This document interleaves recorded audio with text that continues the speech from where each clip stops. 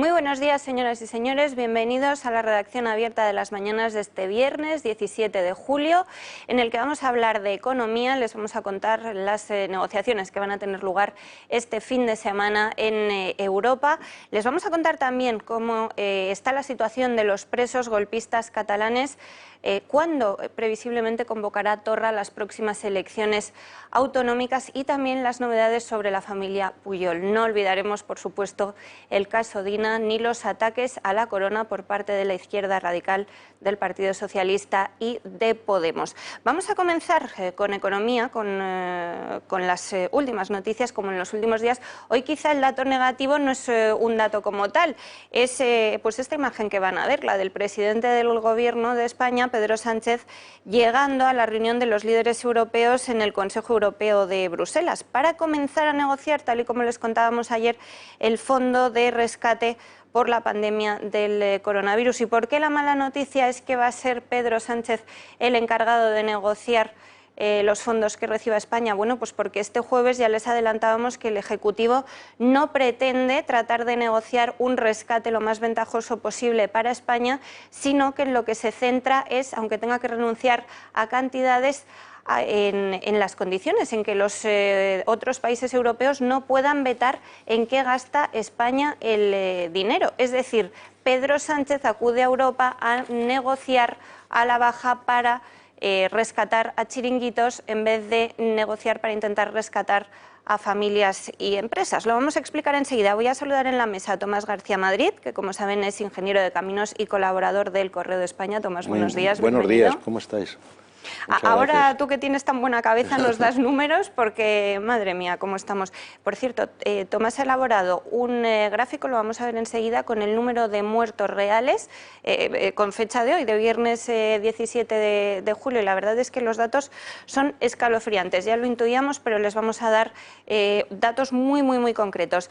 David Erguido, portavoz adjunto del Partido Popular en el Senado y diputado en la Asamblea de Madrid. ¿Cómo estás? Buenos días, muchas gracias por invitarme un viernes más. Después de esta semana tan intensa. Y bien, sobrevivimos.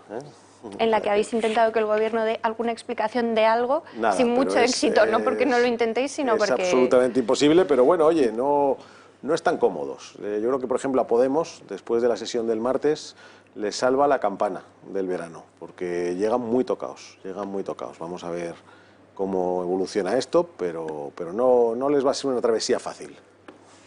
Desde luego. ¿Qué esperáis que suceda en Europa? Lo que ha dicho ya el Gobierno, ¿no? Lo que han confirmado a medios fuentes gubernamentales, y es que están dispuestos a hacer sacrificios que no hacen ellos, hacemos los ciudadanos, en las cantidades que se reciban de Europa, con tal de que Europa no pueda poner vetos ni hacer controles. Bueno, es que estos, como todos sabemos, su prioridad es siempre su agenda ideológica y su hoja de ruta, ¿no? Y el bienestar de los españoles y el progreso de los españoles les importa en un bledo. Eso está comprobado en todo lo que hacen. Lo que pasa es que eso no es tan sencillo, es decir, no, los ministros de Economía del resto de los miembros de la Unión Europea no van a presentarle a Sánchez un menú diciendo: si haces estas cosas te damos 3, si haces estas otras 5 y si haces estas otras 7. Estos van a salir con unas condiciones que, por otro lado, son de sentido común. Es decir, es lo que está haciendo todos los países que están en una situación menos problemática que la nuestra. Ya lo están haciendo, ya están bajando impuestos para fomentar el consumo, ya están flexibilizando el mercado laboral para fomentar la contratación, y aquí hacen justo lo contrario. Yo leí antes de ayer, unas declaraciones en El Mundo de un consejero del Banco de España que le ha puesto el PSOE. Es una persona que se llama Carlos Manero, que es catedrático de Historia e Instituciones Económicas en la Universidad de las Islas Baleares. Y me quedé, iba a usar una palabra que no se debe usar en la televisión, me quedé asustadísimo, porque sus dos únicas recetas, un consejero del Banco de España, eran subir impuestos, y en particular mencionaba subir el IVA, que yo creo que es lo último que hay que subir, porque es que eso sí que de verdad es un frenazo al consumo instantáneo. Y poner más complicado el despido, que en esta época, aunque fuera un tema provisional, casi debería haber para las nuevas contrataciones despido libre para que la gente se anime a contratar. El que contrate en los próximos 3 años a esos señores los puede despedir sin pagarles.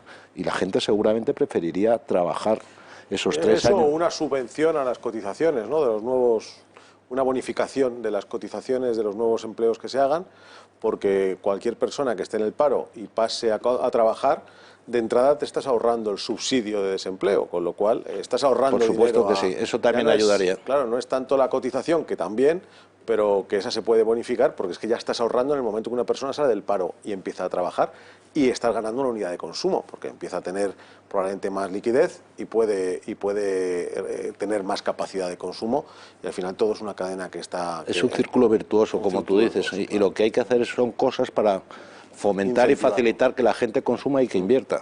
Estoy muy de acuerdo contigo. Yo creo que el Consejo Europeo, por un lado, lo que estamos viendo es la incapacidad de Sánchez o el poco predicamento que tiene en Europa.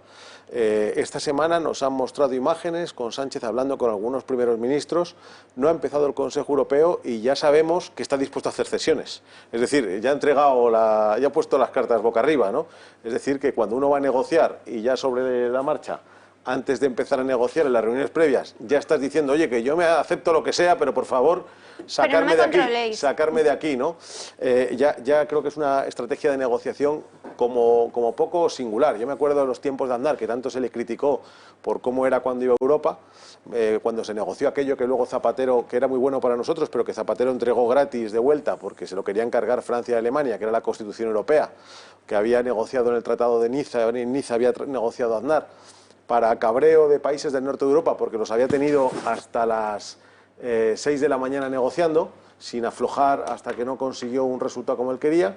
Bueno, pues ahora estamos en lo contrario, directamente vamos y ofrecemos ya cualquier cesión con tal de que no nos controlen. Pero hay que pensar una cosa, lo que se está en juego son fondos de ayuda para la recuperación del COVID, que van a mutualizar en deuda europea, o sea, se pagarán con todos los impuestos de todos los europeos solidariamente. No deja de ser el dinero de todos los europeos, nosotros incluidos, y de nuestros nietos, de generaciones futuras, las pensiones de los europeos. Ahí se entiende que muchos países, por ejemplo holandeses, hayan manifestado que, oye, con las pensiones de sus ciudadanos, que en el fondo es lo que estamos hablando, porque estamos hablando del dinero futuro de todos los europeos, no se debe ser muy a la ligera, y que todos los países tendrán que hacer las mismas recetas o los mismos ajustes que ellos hicieron en algún momento para poder tener las cuentas más saneadas y estar mejor guarnecidos que nosotros, que nos ha pillado un poco desguarnecidos esta tormenta del coronavirus, y poder reclamar en Europa. Yo te doy la razón, Tomás, creo que el problema, y no sé si Europa lo acabará corrigiendo, es que son dos. Uno, estamos haciendo justo lo contrario de lo que se debería hacer. Cuando uno mira qué está haciendo Francia y qué está haciendo Alemania, están incentivando la industria. O sea, Francia está usando el dinero que tiene, todos sus recursos, los suyos y los prestados, para que las empresas francesas relocalicen la producción en Francia. Es decir, cuando hablan con Renault le dicen, si tú eres francés, aquí tienes oportunidades y tienes que cerrar la producción porque se venden menos coches, cierra las plantas de España, que lo que te dicen es que te van a poner más impuestos, y vente a Francia, que lo que te decimos es que te estamos ayudando. Es decir, te estamos seduciendo incluso a los propios franceses para que se vengan sin necesidad de apelar al patriotismo, que los franceses lo tienen casi mucho más que nosotros. Los alemanes, 3/4 de lo mismo. Están incentivando su industria para que los modelos de producción se queden en Alemania, y les preocupa un poco más que el mercado único europeo, porque somos sus principales clientes, siga funcionando. Pero aquí en España estamos en lo contrario. Donde tendríamos que incentivar, que es tener una industria nacional, o por ejemplo en el turismo, que es lo que somos fuertes, estamos lanzando globos sondas de aquí cuarentenas al que venga, con lo cual salen corriendo a las operadoras. Aquí está todo medio cerrado, o dando mensajes de no querer hacer un país seguro para un turismo seguro, y sobre todo, en vez de incentivar que la producción se quede aquí o que vengan nuevas empresas a invertir, lo que estamos incentivando es el subsidio. En vez del incentivo, el subsidio. Es decir, estamos dando ERTE sine die, hemos inventado lo del ingreso mínimo vital, que yo entiendo que hay que ser solidarios con todo el mundo y echar una mano, que no se quede nadie atrás, pero también hay que pensar una cosa: cuando se nos acabe el dinero dando subsidios, subsidiando a la sociedad, solo vamos a engordar el problema. No estamos solucionando nada, estamos gastando lo poco que nos queda ya en el fondo del cubo para seguir repartiendo un poco de morfina, pero no estamos atacando el mal, y el mal lo atacaríamos precisamente activando el consumo, activando la producción, y no solo impidiendo que las empresas se vayan, sino consiguiendo que vengan nuevas. Estamos haciendo las cosas al revés. Voy a saludar también en la mesa que se une a nosotros a Enrique Calvet, antiguo europarlamentario y presidente del colectivo ULIS, construyendo una España de ciudadanos unidos, libres, iguales y solidarios. Enrique, buenos días. Es que no quieres nada, claro. Bueno, fácil. Que es que no quieres nada. No, casi nada, no. Buenos días a todos, lamento el retraso. ¿Qué esperas de las negociaciones? Poco. En Europa, no espero poco, no espero poco.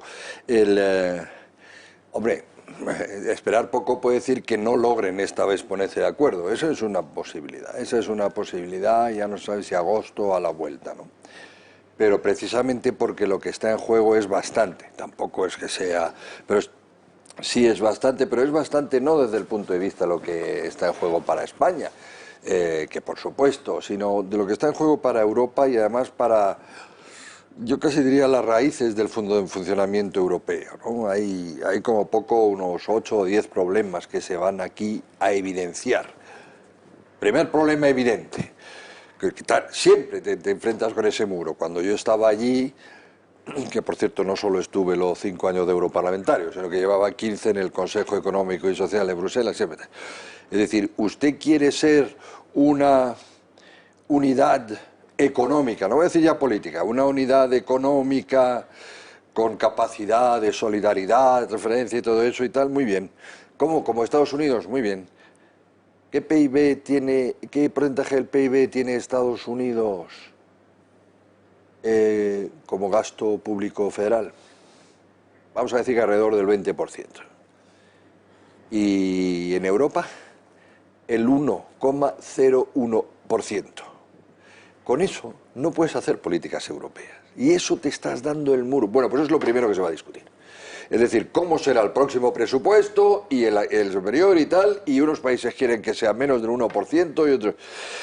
Primer problema que se van a encontrar, y se van a encontrar muchos más, la ingobernanza, por ejemplo, ¿no? Es decir, que bueno, que los países pequeños han decidido que la línea económica, Europa necesita como el comer un tesoro público y un ministro de Economía.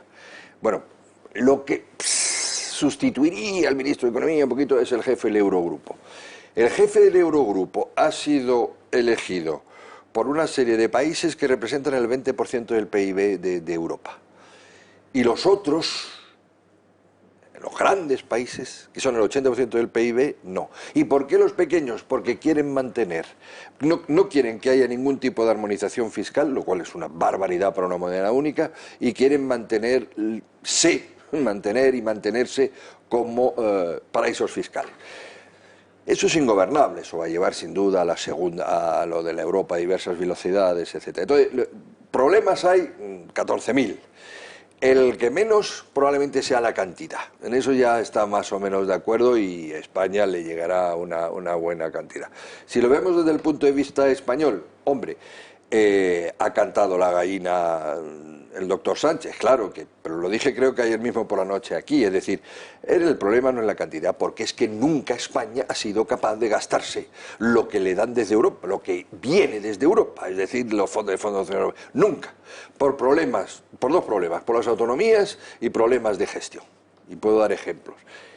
Me pedían desde el ministerio, cualquiera que fuera el gobierno, oye, pero tú pide, sí, al final lo tienes que devolver. Entonces, la cantidad no es lo importante. Lo que sí es importante es cómo la gestionas. Y eso es lo que ha pedido y es muy peligroso. Sánchez dice, bueno, vale, yo acepto que me deis menos, pero dejarme las manos libres, eso es peligrosísimo. En eso yo no estoy de acuerdo y tiene que... Entonces, otro de los problemas que plantean los países llamados frugales es decir, bueno, ¿cómo se vigila y se controla? Y solo estoy citando 3 de la docena de problemas. ¿Cómo se vigila? Porque la Comisión no ha sabido hacerlo hasta ahora. Ese es un problema.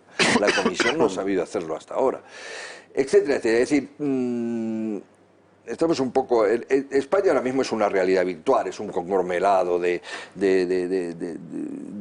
regiones en pelea y tal y cual. Pero es que es Europa también, y mal momento, mal momento. Entonces, todos esos problemas, espero que algunas, siempre, han logrado rebotar con soluciones a medias. Yo espero que esta vez también, porque es para España urgente tener cierta previsión de lo que le va a llegar y cómo. Y desde luego lo mejor que puede pasar a España es, bueno, que le den más o menos 140.000 dividido y tal y cual, pero que se la den de manera finalista controlada. Para que no la tire, que se fiscalice. Que se fiscalice de manera efectiva, no a posteriori, cuando ya te la devuelven y tal. Si quieres le doy un ejemplo, es decir, en España se da todos los años para I+D+I, por ejemplo, ¿no? Vale. Entonces después viene el reparto de la merienda de negros aquí. Entonces le dan, por ejemplo, lo calculan, en fin, por razones políticas y tal, no sé cuánto a Andalucía. Andalucía que no tiene en ese momento, ni las empresas, ni el tipo de empresa, es decir, el tejido, ni la capacidad administrativa de gestionar esos demás. Al final lo va a devolver unos cuantos, lo cual quedamos fatal. Otras regiones, por ejemplo, las citaré, y nadie dirá aquí que soy amigo del separatismo, vamos, pero otra región, como son las Vascongadas, dice, oiga, nosotros hemos pedido eso, pero es que lo podemos gestionar, porque tenemos otro tipo de tejido y tal, y se queda corto. Y devolvemos pudiendo haber sido utilizado racionalmente, ¿no? Bueno, pues eso la Comisión no es capaz y me gustaría que fuera capaz, porque si no seguiremos con la merienda de negro y entonces tirando. Bueno, y ya si no hay ningún tipo de control, todos sabemos dónde acaba eso, en lo que decía muy bien el colega, en subsidios, y ahí solo termino, perdón, porque les estoy aburriendo. También es verdad que hay que diferenciar para España, y Europa debería saber diferenciar. En este momento lo que va a tratar es el medio plazo. España tiene una emergencia a corto plazo, una crisis humanitaria a corto plazo. Eso sí que necesita alguna inyección de dinero que quiere usted, en fin, como después de un terremoto o lo que sea, ¿no? Y lo que Europa tiene que ver bien es las medidas a medio y largo plazo, que esas son reformas muy duras, muy importantes, empezando por la recuperación de la unidad de mercado, por ejemplo, que en España no existe. En Europa estamos intentando tener, en España no la hemos cargado, y eso, en lo que se va a ver ahora en Europa, el tipo de ayudas no es tanto para el corto plazo, ¿no? En fin, para que no lleguemos aquí a niveles de pobreza haitianos, sino para las reformas y vigilar eso es muy difícil. Cambiando de asunto, David, tú esta semana en el Senado dirigiste una interpelación al Gobierno.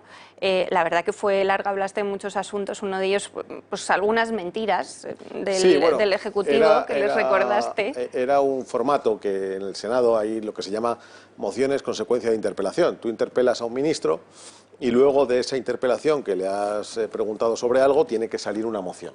Entonces lo que le interpelamos fue ha pasado tanto tiempo, ha pasado 4 o 5 meses, por el asunto, 4 meses, de las maletas y de Delcy Rodríguez y el encuentro furtivo, mejor dicho, de Ábalos con la vicepresidenta venezolana. En aquel momento en el Senado, en vez de contestarnos a la interpelación, Ábalos se escudó detrás de la ministra de Exteriores, no quiso él comparecer porque estaba en ese momento en fuga y había dado ya 5 o 6 versiones y no quería dar más, y han pasado 4 meses y teníamos la moción. ¿La moción en qué se derivó? Oiga, pues pensando en qué podíamos derivarla, pues una propuesta, un poco si quieres utópica, de que la mentira no sea el principio rector de este gobierno y de las políticas internacionales. Entonces se trataba de sacarle un poco los colores. ¿Por qué digo esto? Exacto, porque tú lo que pedías es que las falacias no traicionen nuestros compromisos y obligaciones en la esfera internacional. Yo me imagino que te referías a las negociaciones con Europa, entre otras cosas. Lo que pasa es que hemos conocido en las últimas horas una mentira que nos afecta a España, no tiene nada que ver con Europa, y es la del remanente de los ayuntamientos.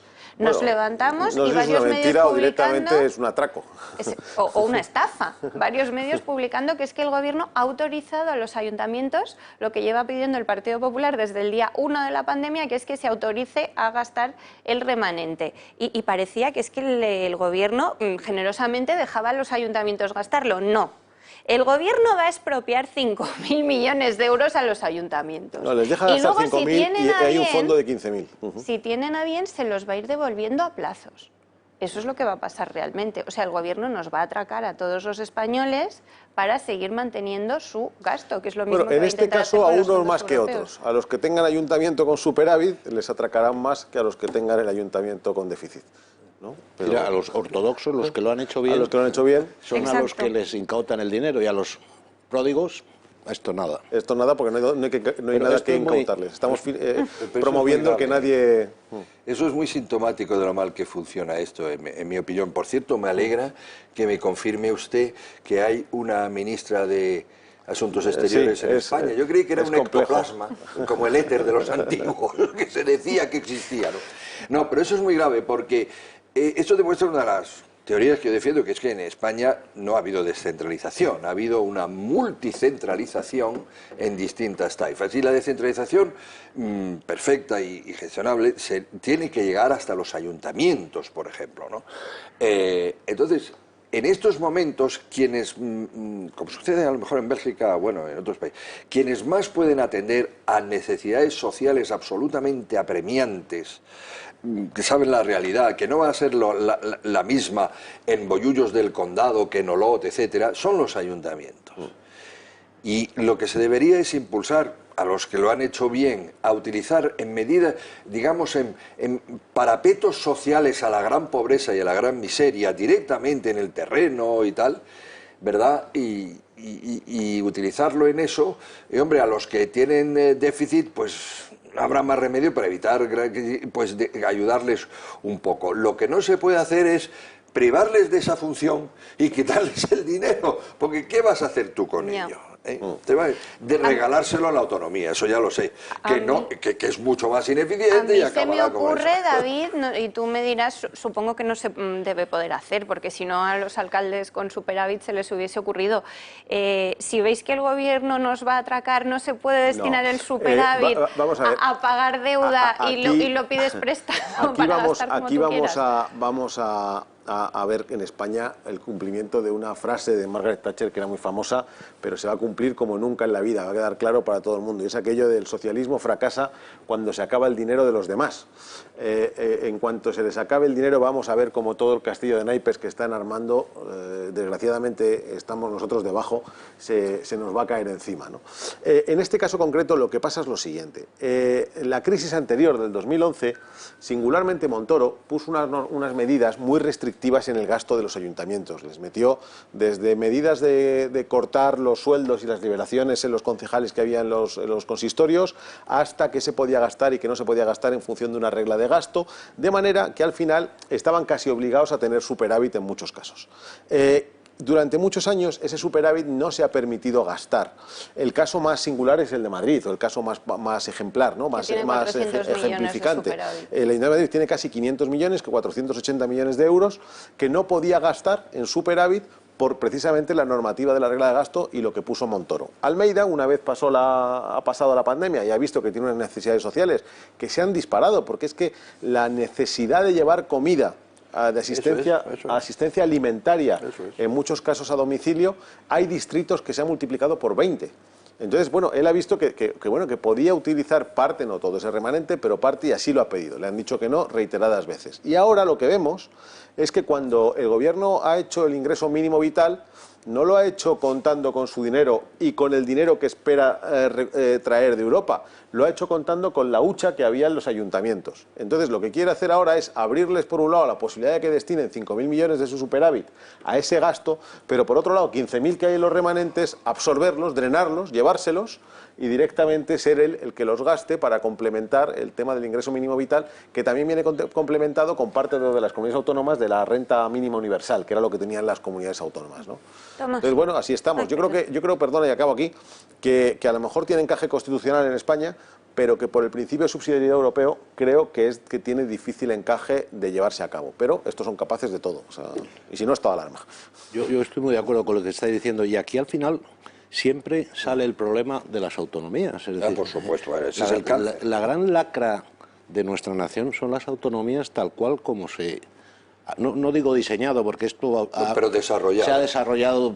No creo que nadie pensara que esto iba a ser así, porque si lo pensaron es que estaban locos, y yo no considero nadie que locos. Votar a la Constitución, y usted, don Tomás, me perdonará, pero tiene edad como yo de haber estado en aquellos tiempos, yo tenía 28 años, nadie que votó la Constitución se podía imaginar que dibujaría esta España. Y hasta que no resolvamos eso, nos vamos a encontrar permanentemente con obstáculos enormes para cualquier cosa que queramos hacer.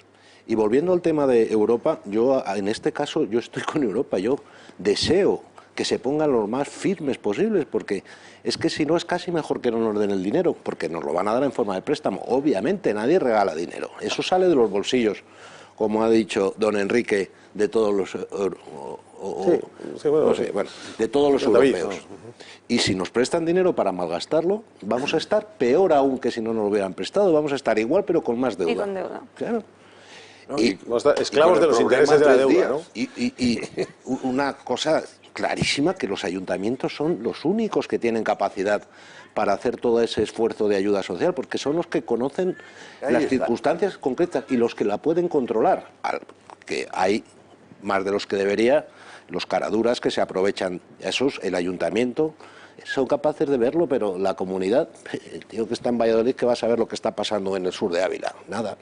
Claro. Ahí el experimento la acción de Montoro fracasó en una de las intenciones. Desde luego, en cuanto a imponer rigor en las cuentas, sí, pero claro, lo que yo pienso que se tenía que haber hecho es, desde luego, descentralizar, pero decir muy bien en qué se descentraliza y, por ejemplo, insistir en lo social, etcétera. Porque también hay un absurdo en este país en que los ayuntamientos, por ejemplo, pero ayuntamientos de ciudades de 10.000 habitantes tienen un concejal de ayuda al desarrollo, por ejemplo. Oiga, ¿en qué se gasta usted? No digamos ya de igualdad o no digamos ya sencillamente de dedicación de dinero al viaje de familiares de los presos y estas cosas. Claro, eso que tiene que ver hasta con la seguridad nacional no debería de estar en manos de los ayuntamientos. Entonces, no pudo frenar esos gastos superfluos. ¿Qué es lo que hay que frenar? En cambio, en otros campos, como bien ha dicho don Tomás, como es lo social, una parte de la educación, probablemente puedan ellos saber características que pueden mejorar y tal, en eso es importante, que sí, ahí es donde actúan como ayuntamiento, es decir, como un colectivo de ciudadanos, no en política internacional. Bueno, sí, te voy a dar la razón en muchas cosas, pero probablemente con más dinero hemos hecho una España más ingobernable. Ah, por supuesto, totalmente ingobernable. Y esto lo decía Albert Boadella una vez, dice, con más dinero hemos hecho una España mucho más fea. Sobre todo a la hora de los desarrollos urbanísticos, la construcción, y de antes se hacían las cosas con más gusto, se construían los pueblos cada uno tal, y ahora hemos pasado y muchas cosas, hemos cometido cosas de nuevos ricos que son horribles para la vista, para la funcionalidad y para el mantenimiento ahora que somos nuevos pobres, ¿no? De cuando éramos nuevos ricos. Entonces, parte del problema, y tú lo apuntabas muy bien, es el de las duplicidades. En el 2011 se empezó a hablar mucho de por qué una misma competencia la acababan haciendo y pisándose unos a otros y con muchas ineficiencias tres administraciones. Esto, cuando las empresas se están juntando para poder comprar juntos y comprar más barato, resulta que las administraciones lo que hacen es comprar cada uno por su lado y competir entre ellos. Y competir, rivalizar. Rivalizar y encarecer el precio. ¿Hasta el comercio de Estado? ¿Qué es lo que ha pasado con los EPIs y todo eso? Un comercio de Estado. No, aquí en la Comunidad de Madrid ya le Claro, lo que pasa es que con los EPIs lo que hemos visto es que al final fue un mercado persa y el Estado quiso decir que lo hacían ellos y 10 días después dijeron, hacerlo vosotros que aquí no llega nada. Como que no claro, tenemos los médicos estaban contagiando y hacía falta... el Estado casi, en ciertos temas porque en muchos temas no existe. Entonces, ¿qué es lo que vemos? Pues vemos que hay cosas que, por ejemplo, la ayuda a domicilio. Hay ayuda a domicilio que te prestan los ayuntamientos y ayuda a domicilio que te presta la comunidad autónoma.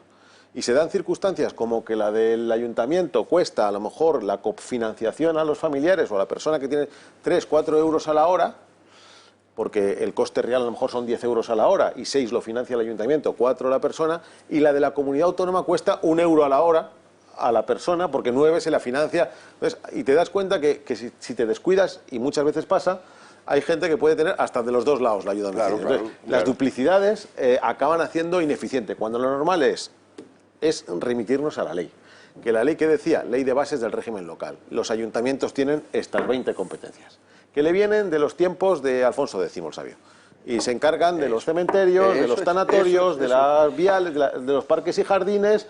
Y la educación es una competencia de las comunidades autónomas. Sin embargo, los ayuntamientos, por falta a lo mejor de presencia de la comunidad autónoma, han hecho redes de escuelas infantiles tan potentes como las propias comunidades autónomas. Ahora tienes dos redes, la de la comunidad autónoma y la del propio ayuntamiento.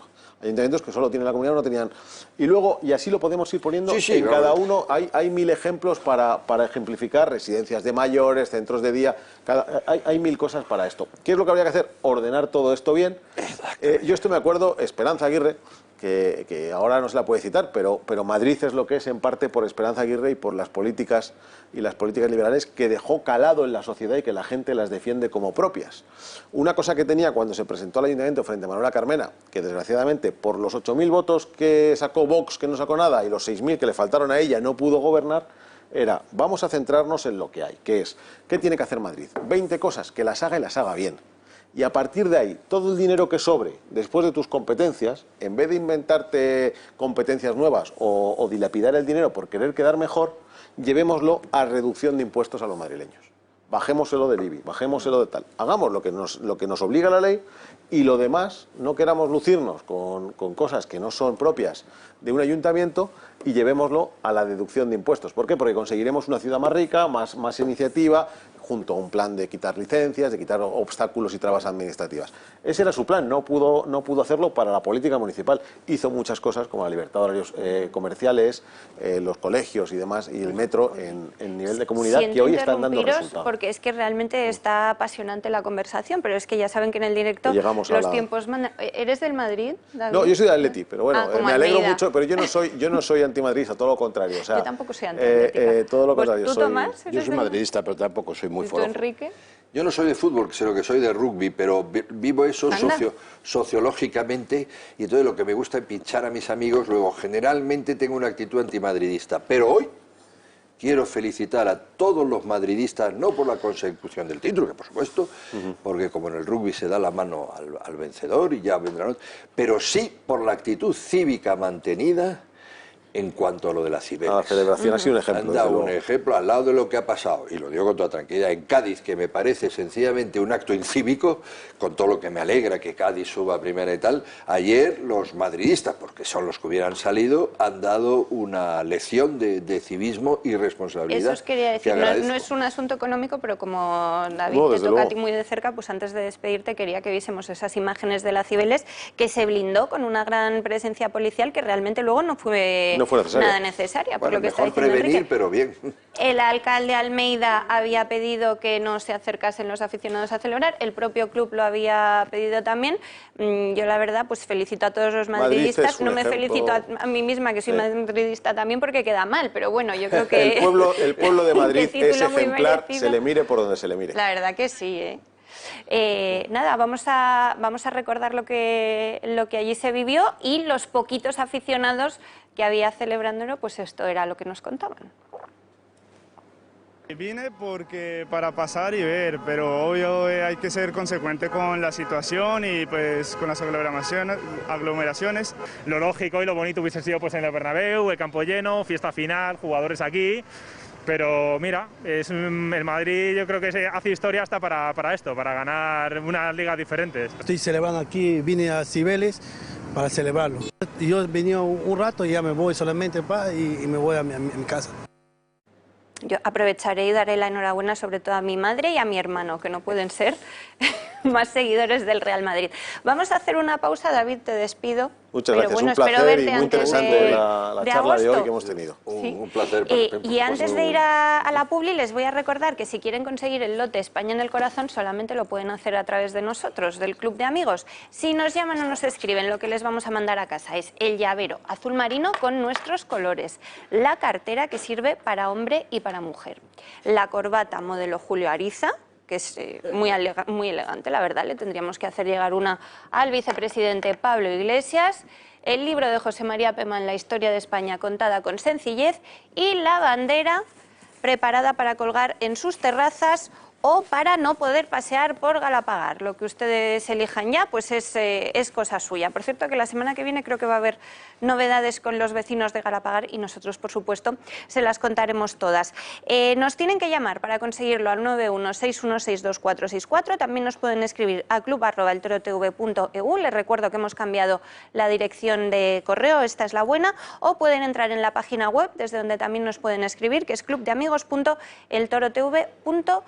Y además les recuerdo que el club está volviendo poco a poco y con mucha prudencia a sus actividades. La primera visita cultural va a ser este próximo miércoles, 22 de julio, al Museo de la Catedral de la Almudena. Se lo recuerdo porque las plazas son limitadas y es hasta completar aforo, así que si tienen interés en ir y son socios del Club de Amigos, pues llamen casi que ya durante esta publi, que les atienden y así reservan su plaza.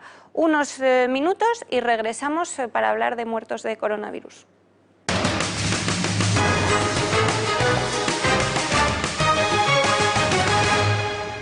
Ya estamos de vuelta en la redacción abierta de las mañanas en El Toro Televisión y este jueves homenajeábamos de alguna manera en esa especie de funeral laico a 27.000 fallecidos por coronavirus.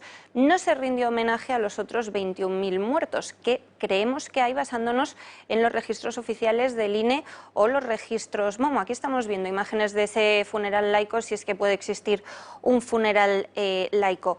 Y es increíble que a mitad de julio sigamos sin tener una aproximación de los datos reales que ha dejado, de muertos que ha dejado la pandemia en nuestro país. Tomás, tú has elaborado un gráfico en el que a mí me ha llamado muchísimo la atención ver cómo tú calculas, ahora nos explicarás cómo, los muertos evitables por país. Con España lo tenemos complicado porque, como decimos, es que el Gobierno se niega a dar datos reales a pesar de que hay organismos oficiales que dependen del Gobierno que sí los dan, pero bueno, del Ejecutivo esto no sale y creo que no va a salir.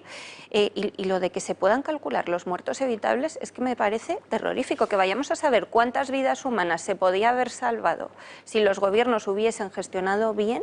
Bueno, es criminal.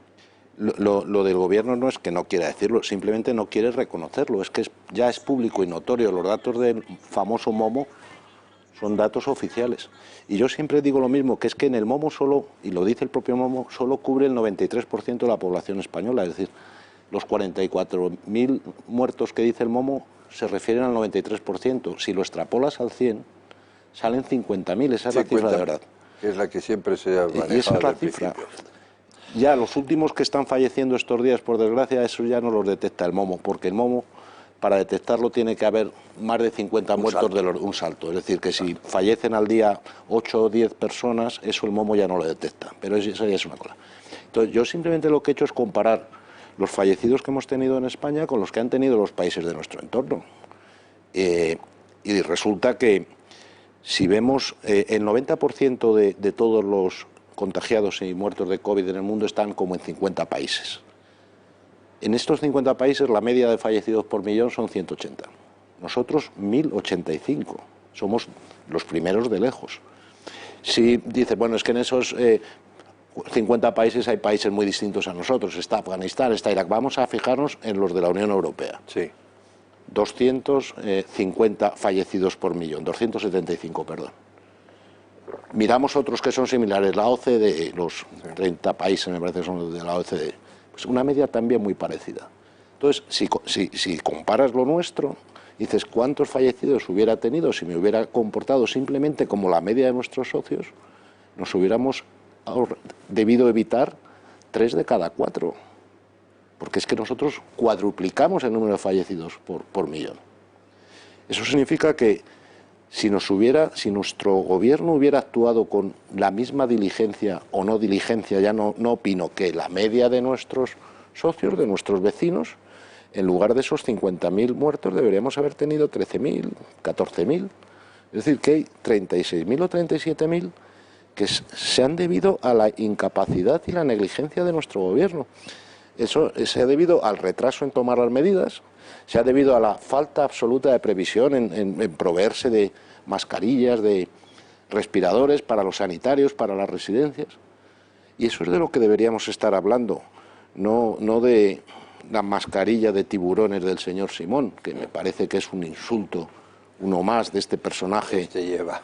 Bueno, o la ausencia de corbata de Pablo Iglesias, que para ir a los Goya sí se pone pajarita y para ir a rendir homenaje a nuestros muertos no es capaz de ponerse una corbata. Bueno, también es que le pedimos lo que le pedimos a Pablo Iglesias, que eso es lo menos malo que hace. Desde que se levanta por las mañanas está haciendo maldades, ¿no? Yo Dos cosas. La primera, para seguir la línea de lo que ha dicho don Tomás, yo creo que en España, por supuesto, la incompetencia del gobierno. Yo personalmente tengo dudas. O sea, no pondré la mano en el fuego de que otro gobierno y otro tipo de gobierno lo hubiera hecho mucho mejor. Pero hay incapacidad manifiesta y tardanza y todo eso. Yo creo que también, a diferencia de otros países, hay problemas de faltas de estructura de Estado de nuevo. Es decir, bueno, pues lo que nos hemos encontrado de que no hay ni comercio de Estado en España. Es decir, no sé cómo los técnicos comerciales del Estado no se han revuelto cuando han dicho es que no somos capaces de comprar en China, pero bueno, pero es que no lo hay. Es decir, y después, claro, no ha habido ninguna capacidad de implementar realmente un mando único que nunca ha existido. Todavía cuando llegas a la cogobernanza, a la no sé qué, y yo le he pedido a Galicia y amablemente me ha dado, pero ¿qué demonio es esto? Que sepa usted que en Francia se llevaron enfermos de Alsacia a Berlín y a Alemania, organizado por el ejército y tal, con una planificación central de todo lo que había que mover, ¿no? Y aquí no se mueve. En fin, en efecto, España tenía todas las papeletas para salir la peor parada, y lo dice un informe reciente, ¿no? De Cambridge. Sí, no sé qué, pero claro, ese toca otro tema, porque si dices, hombre, es que hemos tenido más muertos que los demás, pero en cambio no hemos destrozado la economía. Pero es que en España hemos hecho las dos cosas. Somos los peores en número de fallecidos y los que más daño hemos hecho a la economía, con un confinamiento salvaje y poco racional. Sí, por supuesto. Ahora, salimos los peores en ese, pero solo ya está constatándose lo que todos, de un modo u otro, sabíamos. Lo que se ve. Yo reconozco que cuando veo el pebetero es que me pone de un humor. El pebetero. O sea, no se puede poner una cruz porque molesta, hay que poner un pebetero y hacer un acto en torno a un pebetero. O sea, hay un pebetero bonito y bien hecho que a mí ayer no lo sabía, me gustó, para la misma causa, que es el que está en las Cibeles. No sé si lo han visto, no había nadie ayer, o sea, está ahí como una especie de cosa al soldado desconocido, un pebetero tranquilito, una entrada justo en medio de la calle Alcalá, al llegar a... Creo que sí, es Alcalá, lo he visto, pero vamos, que a mí lo que me gusta es poner una cruz. ¿Verdad? No, o sea, no se le ha ocurrido. Es que cuando quieres hacer un acto de este tipo desde el anticristianismo, claro, es que es muy complicado, porque si tú crees que después de la vida no hay nada más, no puede dar ninguna esperanza, solo puedes dar condolencias a los deudos. Exacto, y entonces, claro, a mí me pareció todo esto una cosa muy, hasta un poco tenebrosa, y una escenografía masónica, por decirlo de alguna manera. Lo parece, Los si no círculos, lo era, lo parece. La mesa que llaman altar, y no es un altar, de piedra negra. Me dio mucha pena que estos pobres 50.000 fallecidos, lo mejor que ha podido hacer el gobierno que nos desgobierna es este acto. A mí también. El jueves a las 9 de la mañana, como para que no lo viera nadie. El sentimiento.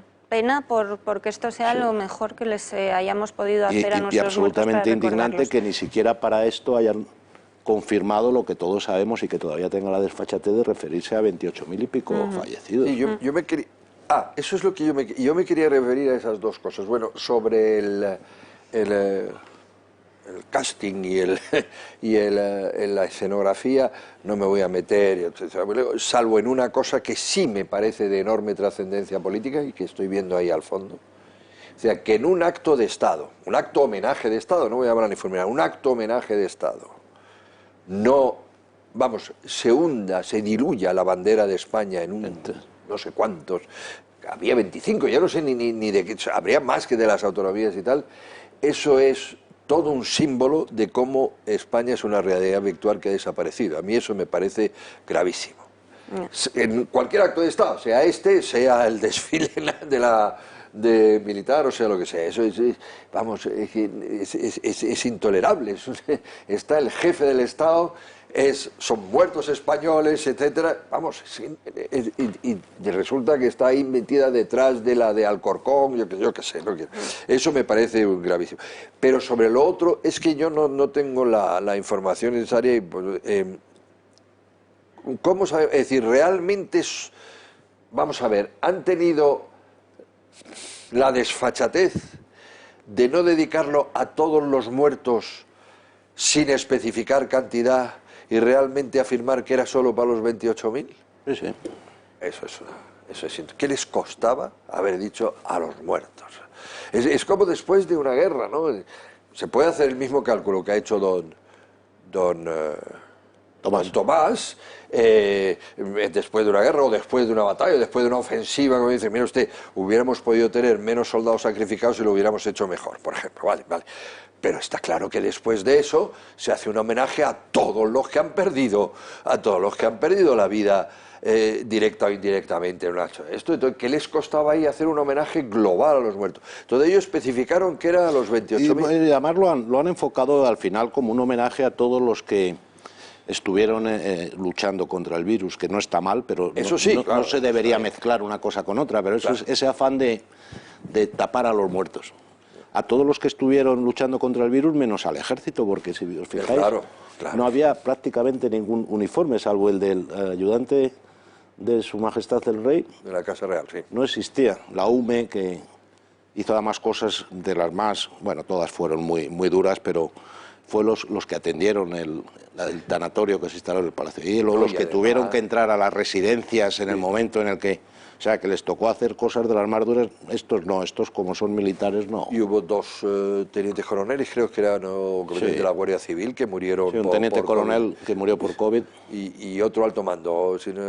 ¿Y estaba la Guardia Civil o no? No, tampoco. Yo no vi ningún Guardia Civil. Bueno, y hablabas tú de diluir la bandera de Sí. España. El expresidente José María Aznar, que la llevaba en la mascarilla, ha sido muy criticado en las redes sociales. A la gente le molesta que haya un expresidente que lleve la bandera de España en un acto de homenaje a españoles muertos. Ahora, Fernando Simón, qué mono estaba con sus tiburones sí, con sus y en tiburones, su moto. no, sí. Pero, no, eso es una vergüenza. He de decir una cosa que no se dice a menudo. Probablemente en los 50.000 no solo haya españoles, eso sí es verdad. Porque, hombre, eran residentes en España. Hombre, pero habrá por la caído edad algún, la mayoría... No, la enorme mayoría son españoles, evidentemente, las personas de las residencias, evidentemente. Pero, en fin, algún extranjero se habrá escapado. Pero bueno, eso lo digo anecdóticamente. De hecho, estaba, de todas maneras, Ursula von der Leyen, ¿no? Estaba un representante de Y Europa. es que a nadie nos hubiese molestado que se hubiesen puesto banderas en honor a los muertos de otras nacionalidades. Ni Úrsula, la ahora, bandera los europea, españoles ni no nada se de puede. eso, claro que no. Pero para no. eso tendrían que debería existir un listado con los nombres y apellidos de los Claro, muertos. es que eso es lo que... O sea, eso debería es lo elemental. hacerse. Igual que conocéis todos el monumento a los muertos de Vietnam que hay en Washington. Están los nombres. La mejor manera de manejar a un fallecido es recordar su nombre. Y si encima haces una pequeña reseña biográfica en una página web, pues mejor aún. No, bueno, y el monumento que tenemos aquí, si no recuerdo Sí. mal, yo no lo he visto, de los atentados del 11M era, ¿no? También figuran los nombres, ¿no? En la claro. pared, Claro, claro, es es lo que mínimo. se hace homenaje a... Después está lo del soldado desconocido, vale, se puede, pero vamos, somos un país normalmente de cierto grado de desarrollo que tiene sus registros administrativos, ¿no? Luego se puede saber. Antes de dejar este tema del homenaje a los muertos, Enrique, quería recordar contigo el artículo que has publicado esta semana en El Mundo Financiero, recordando a otro muerto, a un asesinado, a Miguel Ángel Blanco. Hoy no es el aniversario, ya lo celebramos el pasado domingo, que en el especial Elecciones lo mencionamos, pero bueno, me parece que nunca está de más que rindamos homenaje también a Miguel Ángel Blanco. Sí, yo lo escribí el domingo. Porque coincidía con las elecciones en Vascongadas. Yo hace mucho tiempo que defiendo que ni en Vascongadas ni en Ibero-Cataluña se dan las elecciones, se dan las condiciones para unas elecciones democráticas, pero lo escribí por la coincidencia de las dos fechas y por el dolor evidentemente que me produce. Lo escribí, sencillamente digo eso, antes de conocer los resultados, porque decía: estoy seguro que de los colectivos filoetarras, protoetarras, los de las nueces y los árboles, los que reivindican el acercamiento de los presos, los que liberaron a Bolinaga, los que hablaron del Ejército de Liberación Vasco, los que están acercando ahora a los presos, en fin, todos esos colectivos, porque no perdono a ningún partido. Los que votaron contra ilegalizar a Bildu. Lo que votaron, el Tribunal Constitucional, que fue el que enmienda al Supremo en una maniobra política y tal, digo, estoy seguro que de esa maraña salen los vencedores de las elecciones, y ha sido absolutamente cierto, claro.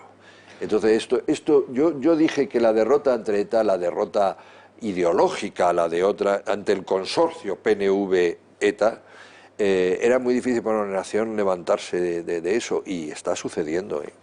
País Vasco ahora mismo, o las Vascongadas, es español por algún artificio jurídico, pero vamos. Bueno, es exactamente, opino exactamente como tú. Coincido plenamente en que no se dan las circunstancias para unas elecciones libres. Yo creo que es más grave aún en las Vascongadas. Estoy de acuerdo, totalmente. Salvo y desde hace más tiempo. Sí, salvo en las grandes capitales. En todos los demás pueblos y ciudades, el que vote a un partido que no sea ETA se juega el tipo. En los valles, por ejemplo. Sí, los apoderados que hay allí, los matones que están por los colegios. Y le diría más, ojo con algunos barrios de las grandes ciudades. Sí, yo en el casco viejo de San Sebastián no iría a votar a gusto. Y si alguien vota por correo, le van a preguntar que por qué, ¿eh? Ojo. Y también coincido en que un poco a la chita callando, porque los vascos han sido más prudentes y se han manifestado, pero ahora Vascongadas es casi un estado independiente en casi todo. La presencia del Estado central en Vascongadas es casi nula. Y ya cuando echen a la Guardia Civil, ya olvídate.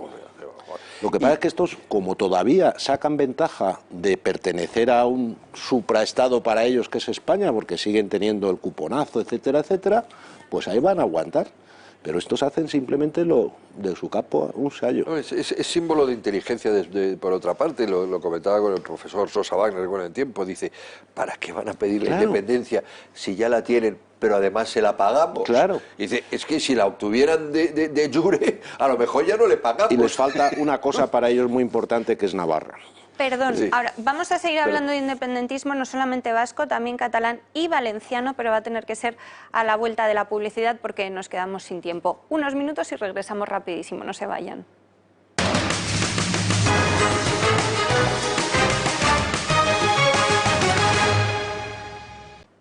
Seguimos en la redacción abierta de Las Mañanas con Tomás García Madrid, Enrique Calvet, y saludamos en la mesa a Carmen Álvarez. Carmen, bienvenida. Buenos días. ¿Cómo estás? Muy bien, feliz de estar aquí. Feísima, ¿no la ve?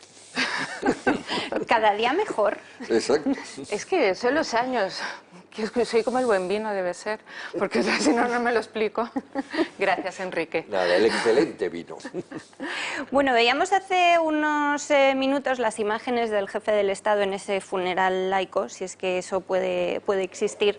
Y tenemos que hablar de los ataques que sigue sufriendo su figura por parte del gobierno del Partido Socialista y de Podemos. En ese mismo funeral laico, la vicepresidenta primera, Carmen Calvo, volvió a mostrarse muy dura con la corona y volvió a instar al rey Felipe VI a tomar distancia con su padre, con el rey emérito. Vamos a recordar cómo ha sido la semana de ataques del Partido Socialista y Podemos al jefe del Estado. Las relaciones entre Zarzuela y la Moncloa del presidente Sánchez han estado siempre marcadas por la tensión entre ambos. Las informaciones sobre Juan Carlos I no son el único elemento que ha tensado la relación entre el gobierno y la monarquía. Los viajes de los reyes por la geografía española parece que no le han gustado nada a Pedro Sánchez, pues a pesar que después del estado de alarma la ciudadanía ha agradecido ese apoyo por parte de Felipe y Leticia, el presidente del gobierno siente que se le ha apartado de esos viajes donde no ha sido el objetivo de los flashes. Por otro lado, la asistencia de los reyes al funeral por las víctimas del coronavirus en la Almudena provocó un enorme malestar en la Moncloa por alinearse con un acto organizado por la Conferencia Episcopal al margen del Estado. Un tira y afloja que se ha visto claramente por primera vez aquí. Para revisar los aforamientos de los cargos públicos y, en consecuencia, que esos aforamientos estén circunscritos a su actividad parlamentaria y no otra. Por tanto, creo que si eso lo defiendo para cualquier cargo público, pues lógicamente también para el jefe del Estado. Son informaciones perturbadoras, según el propio Sánchez, las del caso Corina. La propia Casa Real está marcando distancias frente a esas informaciones inquietantes, perturbadoras, y eso es algo que yo agradezco. Pero lo de la inviolabilidad del rey tiene dividida por completo a la familia socialista, pues saben que es difícil que salga adelante si no es por medio de un referéndum.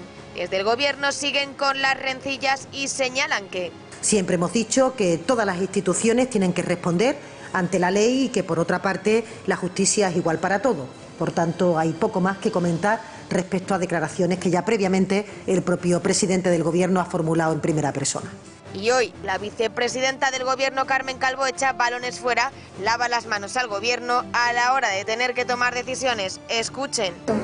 En ese sentido, Casa Real tiene que tomar también sus decisiones y al Gobierno lo que le compete en este asunto es reafirmar el papel constitucional del rey Felipe VI. Momentos cruciales para la monarquía donde el Gobierno prefiere mirar para otro lado. Bueno, pues si esto es grave, hoy pueden leer en Rebelión en la Granja algo todavía más grave. Y es que Izquierda Unida, ese partido que aunque a veces se nos olvida todavía existe y está en el Gobierno, Yolanda Díaz acaba de dejar Izquierda Unida, pero lo ha sido durante muchos años, y Alberto Garzón, ministro de Turismo, pertenece todavía a Izquierda Unida, ha llamado a movilizarse este viernes, coincidiendo con la visita que va a realizar el rey a Bilbao y a Vitoria, para mostrar, dicen, el rechazo a la monarquía y defender un modelo republicano. Lo han hecho a través de un comunicado de la coordinadora de Izquierda Unida. Bueno, os doy la palabra porque a mí solo se me ocurre calificarlo como gravísimo. Es surrealista, aparte de gravísimo es surrealista, es decir, que un miembro del gobierno de un Estado que es una monarquía esté actuando contra el jefe del Estado, yo no creo que exista un antecedente en toda la historia del mundo. A no ser que quieras cambiar ese estado. Es decir, esto solo se justifica si quieres cambiar la forma de ese estado. Es decir, que deje de ser el Reino de España para convertirse en la República, que en este caso sería bolivariana, porque ni siquiera sería una república normal. Llevas toda la razón, eso es lo que quieren y todos lo sabemos, pero lo que es inaceptable es que unos señores que se quieren cargar el orden constitucional se les permita estar en el gobierno, pero estos quieren, como bien dices, una república socialista y bolivariana. Yo creo que ese ha estado en su hoja de ruta desde siempre, y todos se han declarado, tanto muchos del PSOE, en el PSOE no es todos, pero algunos los hombres socialistas se han declarado republicanos, empezando por Zapatero y Sánchez, y todos los de Podemos. Pero en este momento les conviene sacar un tema que yo creo que ni existe para tapar otros problemas, ¿no? Porque yo creo que el tema, aparte de cuestiones éticas, que esas entran dentro de lo privado de cada persona, la opinión, desde un punto de vista legal, al rey emérito es que no hay nada que... Y de hecho es que de haber algo podría haber un delito fiscal, pero habría prescrito. Porque blanqueo de capitales no hay, si se lo regaló un amigo suyo y está documentado. Lo que pasa es que como cortina de humo es la cortina perfecta. Claro, pero es la cortina que a ellos les encanta. Claro. O sea, es una cortina que ellos dominan, el criticar a la monarquía, el criticar... O sea, es una cortina que les gusta. Otra también les hubiera venido bien porque tienen tal magnitud de escándalos. Bueno, y es que cada día deberíamos repetir, es que tienen casi 50.000 muertos a las espaldas. Claro, claro. Lo acaba de decir. Entonces, perdón. Era justo el tema anterior. Claro, es que acabo de llegar. Por favor. Entonces, con 50.000 muertos a las espaldas, ese es el más grave, pero tienen muchísimos otros. Lo que pasa es que tenemos tal acumulación que cada día tendríamos que hacer una repetición y repetición. Desde el día que nombraron a la fiscal general del Estado, a la exministra de Justicia, diputada en ese momento del PSOE, la nombran fiscal general, desde ese día se empiezan a pasar tantísimos escándalos que es imposible taparlos. Ellos tienen una capacidad mediática estupenda para taparlos, ¿eh? Entonces tienen los medios para taparlos, tienen las ganas y tienen la falta de escrúpulos para hacerlo. Y luego esto del rey, porque sale ahora, sí se sabía. Esto no es nuevo, realmente la gente lo está tomando como nuevo, pero no es nuevo, todos lo sabemos. Entonces, y luego por otro lado, menoscabar la institución monárquica les encanta. Les viene bien y mira, si el Pisuerga pasa, aprovechando que el Pisuerga pasa por Valladolid, pues ya les va bien. Hablabas, Carmen, de que todos los días deberíamos recordar que tienen 50.000 muertos sobre su conciencia. Lo que no sé si tienen conciencia, los 50.000 muertos sí. Y yo me he propuesto recordarles a los espectadores todos los días que me acuerde, algunos se me olvidará, la agenda de Pablo Iglesias, vicepresidente segundo del Gobierno. ¿Por qué? Bueno, pues porque este jueves ya les dije que es interesante ver en Moncloa diariamente los actos que tiene programados. Hoy, de nuevo, el necesario vicepresidente de Asuntos Sociales no tiene nada en agenda pública. Hasta la ministra de Igualdad disimula mejor lo poquito necesario que es su ministerio que Pablo Iglesias. Así que bueno, yo los días que me acuerde, y le doy la palabra a Enrique, se lo recordaré y les mostraré que Pablo Iglesias trabaja más bien poquito, o por lo menos no lo pone en agenda. No sabemos lo que hace en el ministerio además de ver series. Enrique. ¿Pero eso es bueno o es malo? Yo prefiero que no haga nada, ¿eh?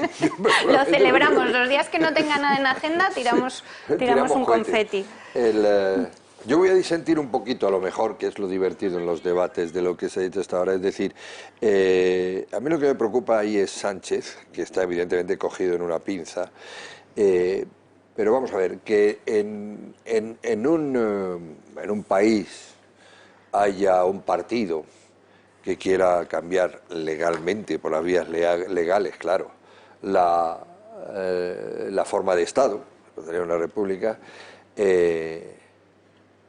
Yo que soy republicano francés, por ejemplo, muy a fondo, creo que el último país, porque todo el mundo tiene, toda nación tiene su pasado, el último país al que le vendría bien una república en este momento es a España. Vamos, nunca se me ocurriría. Pero bueno, yo admito que haya unos partidos que así lo digan, y que claro, pues dentro de la dinámica política aprovechen pues, la circunstancia del rey emérito, lo que sea, incluso falseando noticias, lo que sea. Hasta ahí todo vale. De recordar que a nivel de Estado no había una coalición entre partidos republicanos y partidos constitucionalistas, vamos a llamarlo así, pero sí lo ha habido en Cataluña, con el PSOE, el PSC ya estuvo con ERC y tal. Y ahí lo que hay que ver bien es que hay un programa de gobierno de la Alianza, preparado mucho antes del propio día de las elecciones, que se firma entre Podemos, donde está IU, y el gobierno está para desarrollar ese programa, donde no figura nada en la República. Por lo cual, lo que tiene que hacer Sánchez es dejar muy claro que eso es a nivel de partido extraunitario y que en absoluto es ni puede permitir tarea de miembros del gobierno en ejercicio. Eso va a empezar. Y políticamente a Sánchez le interesaría, yo creo que, en fin, no habría más que preguntarle a Felipe González, le interesaría en este momento defender, pero como paladín, ¿verdad?, el mantenimiento de la forma de Estado constitucional. Y ahí es donde me preocupa, es decir, no me preocupa pues, el Garzón ni la otra, sí, por favor, pues además pues igual que decía el Pablo Iglesias, que él disfrutaba cuando veía que se le pegaba a un guardia civil, y mira ahora cómo está. No me preocupa eso, pero me preocupa que él mantenga ambigüedades o que tenga que ceder imagen y firmeza en la defensa de la forma de Estado por culpa de mantener un gobierno que, como decía muy bien don Tomás, es inimaginable en Europa.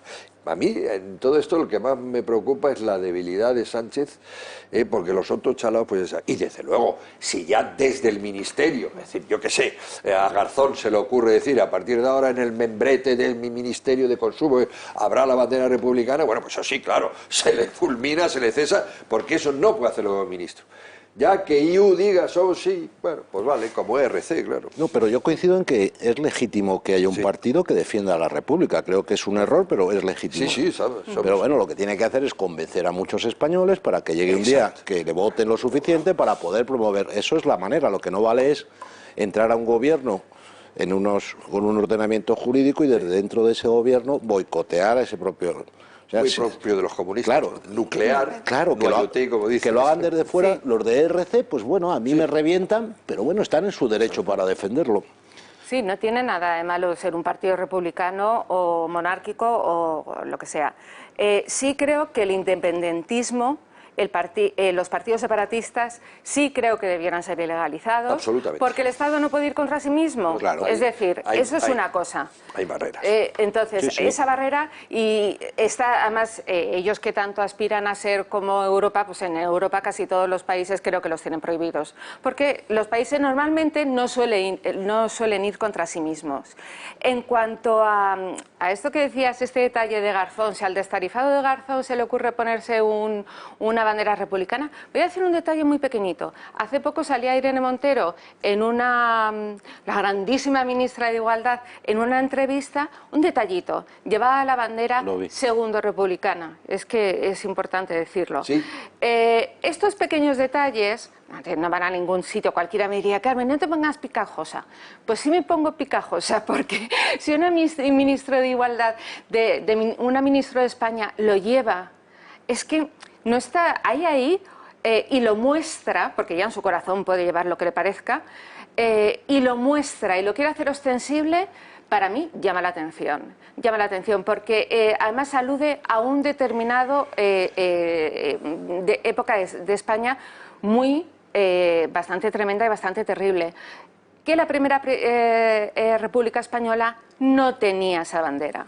Fue también bastante terrible. Y fue también, sí, el otro día estaba discutiendo con mi hermana a ver cuál de las dos había sido más terrible. Claro, pues sí. Bueno, y todo eso, porque ya completo, porque tiene mucha razón, yo creo, decir, porque políticamente sí tiene sentido eso, todo eso, con la sorpresa que me lleva de saber que se le critica a José María Aznar de llevar en el acto homenaje la bandera de España, la mascarilla. Bueno, país se ha vuelto loco. Mencionabais los partidos separatistas y yo tengo que decir que muchas veces hablando de separatismo en España nos olvidamos de lo que está pasando en la Comunidad Valenciana y yo voy a tratar de subsanar ese error en lo que me toca, que es en la redacción abierta de las mañanas. Para contarnos lo que está pasando voy a saludar desde Valencia a nuestra colaboradora Mariela de Ulloa. Mariela, buenos días.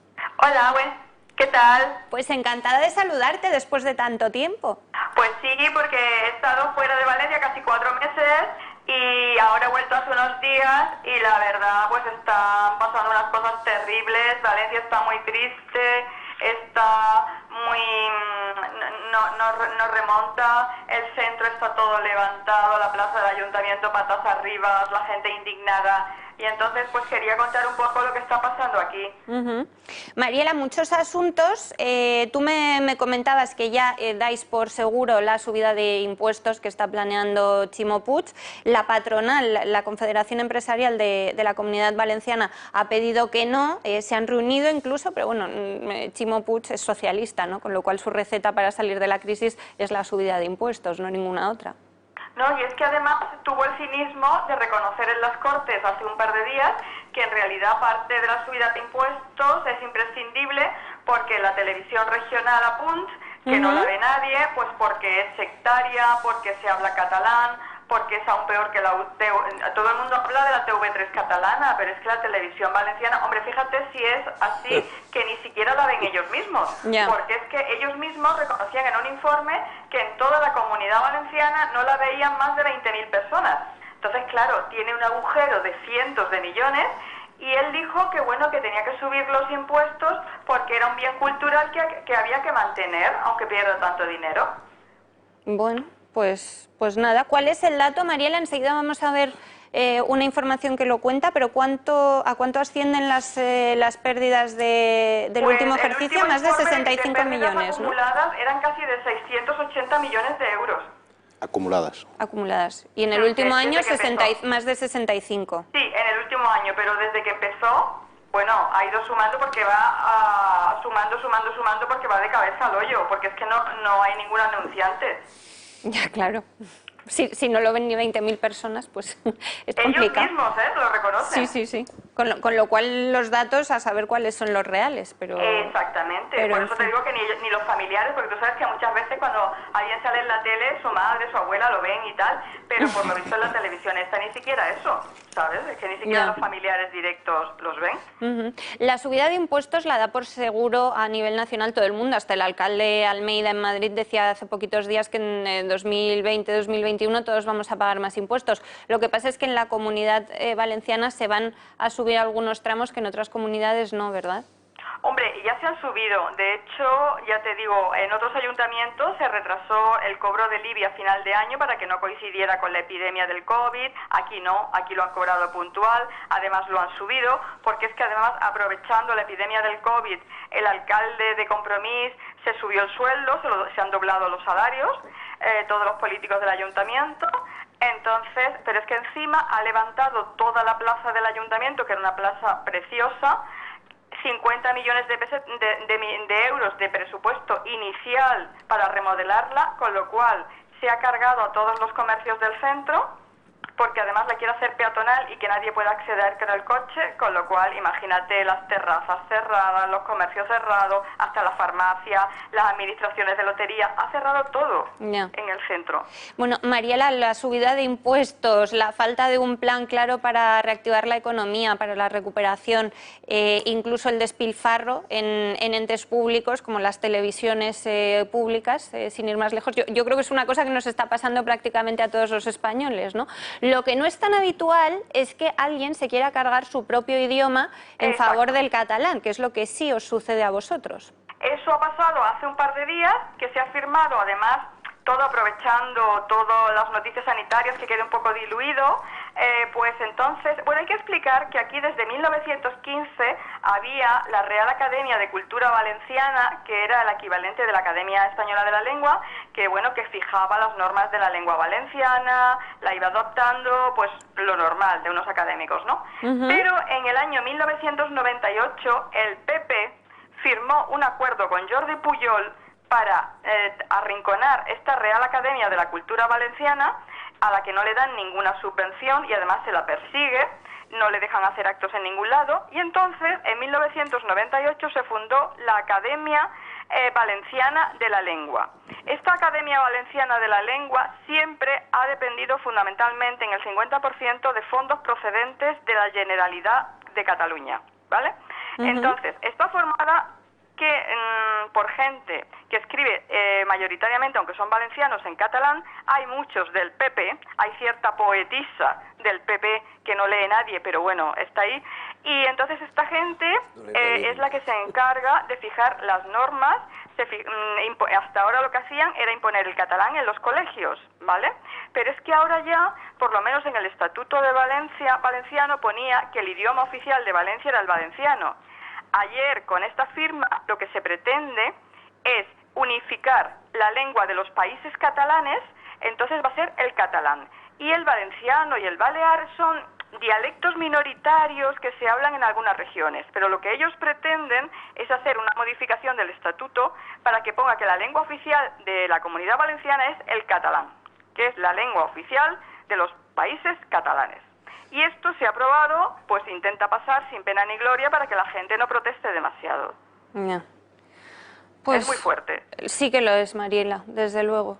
Pues bienvenida de nuevo y te espero la semana próxima, si tú quieres. Pues sí, porque esto yo creo que, aunque han intentado que no, pero yo creo que la gente se está moviendo, la gente a nivel popular está muy indignada, porque sí que es verdad que, vamos a ser realistas, la mitad de los valencianos pues pasa como en Navarra, son traidores y quieren que su tierra pertenezca a una región extraña, en este caso a Cataluña. Pero la otra mitad de valencianos primero se sienten españoles y sobre todo valencianos, porque es que la lengua valenciana tiene una entidad propia, una historia propia, hay publicaciones incluso anteriores a las publicadas en catalán, o sea que hay grandes historiadores que han demostrado que la lengua valenciana tiene una entidad totalmente independiente de la catalana y es incluso superior. Entonces, arrinconarla, porque claro, ellos quieren hacer como con los dialectos baleares. Los dialectos baleares, que eran preciosos, prácticamente los han erradicado. El dialecto ibicenco ha desaparecido. Están imponiendo el catalán. Entonces, ellos lo que no quieren es que en Valencia se hable el valenciano, así de claro. Pero, claro, aquí tenemos que decir que el PP, desde primera hora, fue el instigador y el cómplice principal. Y puso el puente de plata para toda esta gente que ha venido luego. Eso, que la gente lo tenga muy claro. Pues queda dicho, Mariela, feliz fin de semana y te espero la próxima semana. Vale, yo saludo a todos los de la mesa y a Carmen, felicidades atrasadas, que ayer fue su santo. Es verdad. Gracias, Mariela, un beso muy fuerte. Igualmente. Hasta luego, Mariela. Adiós, adiós desde Valencia, adiós. Os doy la palabra porque es verdad que se nos olvida muchas veces. Bueno, y en Valencia hay un problema grave con el independentismo ya. Bueno, hay un problema grave en Valencia, hay un problema grave en Baleares y en Galicia. Sí, justo me he quitado, iba a hablar de Facebook. Y el regionalismo, esto es como la toxicomanía, es decir, empiezas con la marihuana y acabas con la heroína. Empiezas con el regionalismo, luego pasas al nacionalismo, sí, te sabe a poco y acabas en el secesionismo. Y como no se haga algo pronto en esas tres regiones, Galicia, Comunidad Valenciana y Baleares, acabamos como en Vascongadas o en Cataluña. Bueno, y seguirá el Bable y Asturias, el León... Claro, porque además, como ven que al que se va por ese camino le va bien, claro, porque le dan dinero. Le dan dinero, claro, pues miel sobre hojuelas. Y lo que ha dicho Mireia es el nombre, ¿verdad? Mariela. Mariela, perdón, Mariela, si nos estás escuchando. Aznar fue el que empezó con el problema catalán, cuando se obnubiló con Pujol, cuando echó a nuestro... El Majestic, los pactos del Majestic, sí, son un punto de inflexión. Terrible. Sí. Terrible. O sea, todo lo que luchó contra el terrorismo de ETA en Vascongadas lo echó a perder en Cataluña. Yo no sé, supongo que es que Pujol, que es muy golfo pero muy listo, le engañó simplemente y se dejó engañar, porque es que si no, sí, no lo comprende. Bueno, pero Pujol, esto es un tema apasionante. Si Pujol engañó o se dejaron engañar. Porque ya en 1990 es un documento que es muy conocido, creo que fue el periódico el que sacó el documento famoso, que era aparentemente un documento interno, pero que corría por la Generalitat, en el que se establecía una serie de medidas para catalanizar más Cataluña, para evacuar cualquier medida, cualquier idea, para evacuar el español de ahí, por medio de la prensa, la educación, el folclore, la cultura, una serie de cosas. Eso se publicó, pero como tantas cosas en España que claman al cielo, algunas quedan en un segundo plano, es decir, y de otras se habla muchísimo. Por ejemplo, ahora del emérito hablamos muchísimo. Hay motivos, yo no digo que no lo haya, ¿no? Pero de otras terroríficas no se habla. Y en ese caso, entonces, si en 1990 ese documento está archipublicado, yo lo tengo en mi casa impreso de internet, quiero decir, que no es nada raro, nada oculto. ¿Aznar no lo conocía?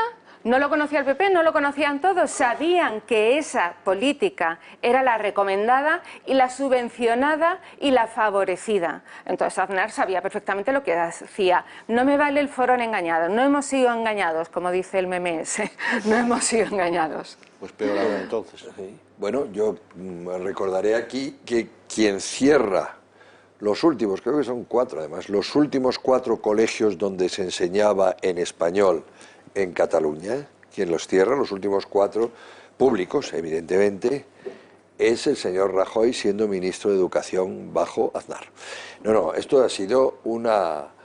Yo lo llamo traición, pero vamos, supongo que será por incompetencia, pero ha sido... O sea, España es un Estado que se ha suicidado, y una nación y una patria que se ha suicidado de la manera más innecesaria, más incomprensible por el interés a corto plazo de politicuchos de mantener, etcétera, o por miedo, lo cual es todavía peor. Y entonces yo recuerdo, si volvemos a lo de Valencia, que hubo un presidente de la autonomía valenciana que cerró la televisión valenciana. La cerró, sencillamente porque pilló una autonomía endeudada hasta el tuétano y tenía que de alguna manera nunca tenía que haber permitido el Estado que se reabriera hasta que no sanearan sus cuentas, y sin embargo no hacen nada. Eso es donde estamos fallando. TV3 habría que cerrarlo por motivos evidentemente políticos, es decir, porque es una fuente de atentado contra el bien común de los españoles. Pero esto es sencillamente, oiga, las cuentas, cuando yo voy a Bruselas y digo que no puedo cumplir con el déficit, yo me responsabilizo. Por lo tanto, yo gobierno en mi nación las cosas importantes. Si usted, vamos, para hacer esto, no va a tener dinero de ningún flan ni de nada. Es decir, hemos perdido... España es ingobernable en este momento. Sí. está gobernado por chalaos frikis que solo ven el corto plazo y su interés personal, y que alienta la desagregación. Por supuesto que el señor Feijóo está en ello. Y que han creado generaciones enteras de españoles que están inhabilitados para la convivencia. Absolutamente. O sea, no son recuperables, permitir la inoculación del odio a lo español, tal, pero hablaba eso no se le ocurre a Mariela nadie. de mitad y mitad. Eso me ha dolido. La mitad de los valencianos piensan eso. Esto es extensible a toda España. Es que me da muchísima pena. Bueno, y hablando de separatismo, no podemos dejar de hablar de Cataluña, porque los presos golpistas ya se encuentran en semilibertad. El presidente de Òmnium Cultural, Jordi Cuixart, el líder de RC, Oriol Junqueras, y los exconsellers Raül Romeva y Jordi Turull han salido este viernes de la prisión de Lledoners, por primera vez usando su clasificación en tercer grado, la semilibertad con la que podrán pasar todo el fin de semana en casa. Ja us ho podeu imaginar, segur que no calen gaire detalls, ara content de veure la gent. No? El tercer grau no és res en concret, el que volem nosaltres és que s'aturi la repressió d'una vegada per totes. Vinga. Equivoquem, dilluns dormim a la presó, dimarts dormim a la presó, dimecres dormim a la presó, dijous dormim a la presó i amb una condemna de 12 anys que és absolutament injusta i... Poco más tarde, también de la cárcel de Lledoners han salido Joaquín Fort, Jordi Sánchez y Josep Rull. Es el primer fin de semana que se aplica el tercer grado a los presos condenados por sedición en el juicio del 1 de octubre, después de que las juntas de tratamiento de las cárceles aprobaran el jueves aplicarles la modalidad habitual del régimen abierto. El tercer grado les permitirá pasar 3 noches en casa, por lo que no volverán a la prisión hasta el lunes y dormir los otros 4 días de la semana en la cárcel, cuando pasarán entre 8 y 11 horas en el centro penitenciario. Durante las horas que pasen fuera de la cárcel podrán continuar con los trabajos y voluntariados que han hecho hasta ahora. Bueno, están prácticamente en libertad, de hecho, y además hoy cuenta Teresa Gómez en OK Diario cómo la fiscal general del Estado, Dolores Delgado, habría montado en cólera porque la Fiscalía del Tribunal Supremo no le hubiese advertido del escrito que estaban preparando precisamente para frenar esta semilibertad, que es una libertad prácticamente. Vamos a hablar con Teresa enseguida, pero antes vamos a hacer una pausa. Les recuerdo que es un buen momento, si hoy se han terminado de decidir, si quieren pasar a integrar esa gran familia que tenemos los trabajadores del Toro Televisión, con nuestro club de amigos para llamarnos. Si ustedes quieren comenzar a formar parte de ese club, nos tienen que llamar al teléfono que están viendo, 916162464. Si lo prefieren, nos pueden escribir a club@eltorotv.eu. Saben que la dirección la hemos cambiado, esta es la buena, o pueden entrar en la página web clubdeamigos.eltorotv.com, y esta es la forma más rápida de que generen ustedes mismos su alta de manera automática. Hacemos una pausa de verdad muy breve y regresamos con este tema y el caso Dina. Hasta ahora.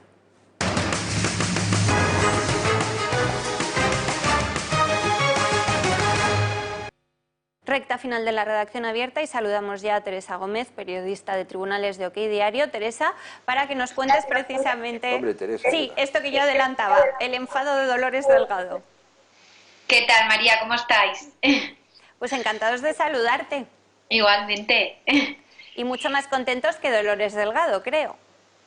Sí, Dolores Delgado hace recientemente poco, hace unos días, montó un escándalo, montó un pollo en el despacho del teniente fiscal Luis Navaja, porque pues había cometido el error, ¿no?, si se puede calificar de alguna manera, que no fue ningún error, de no avisarle en cuanto al recurso que estaban preparando los fiscales del Tribunal Supremo para recurrir, no el tercer grado que finalmente se ha impuesto y del que ya disfrutan los golpistas catalanes, sino del 100.2, es decir, estando en segundo grado, poder tener algunos privilegios que no le corresponden a otros presos y que tampoco les deberían corresponder a ellos.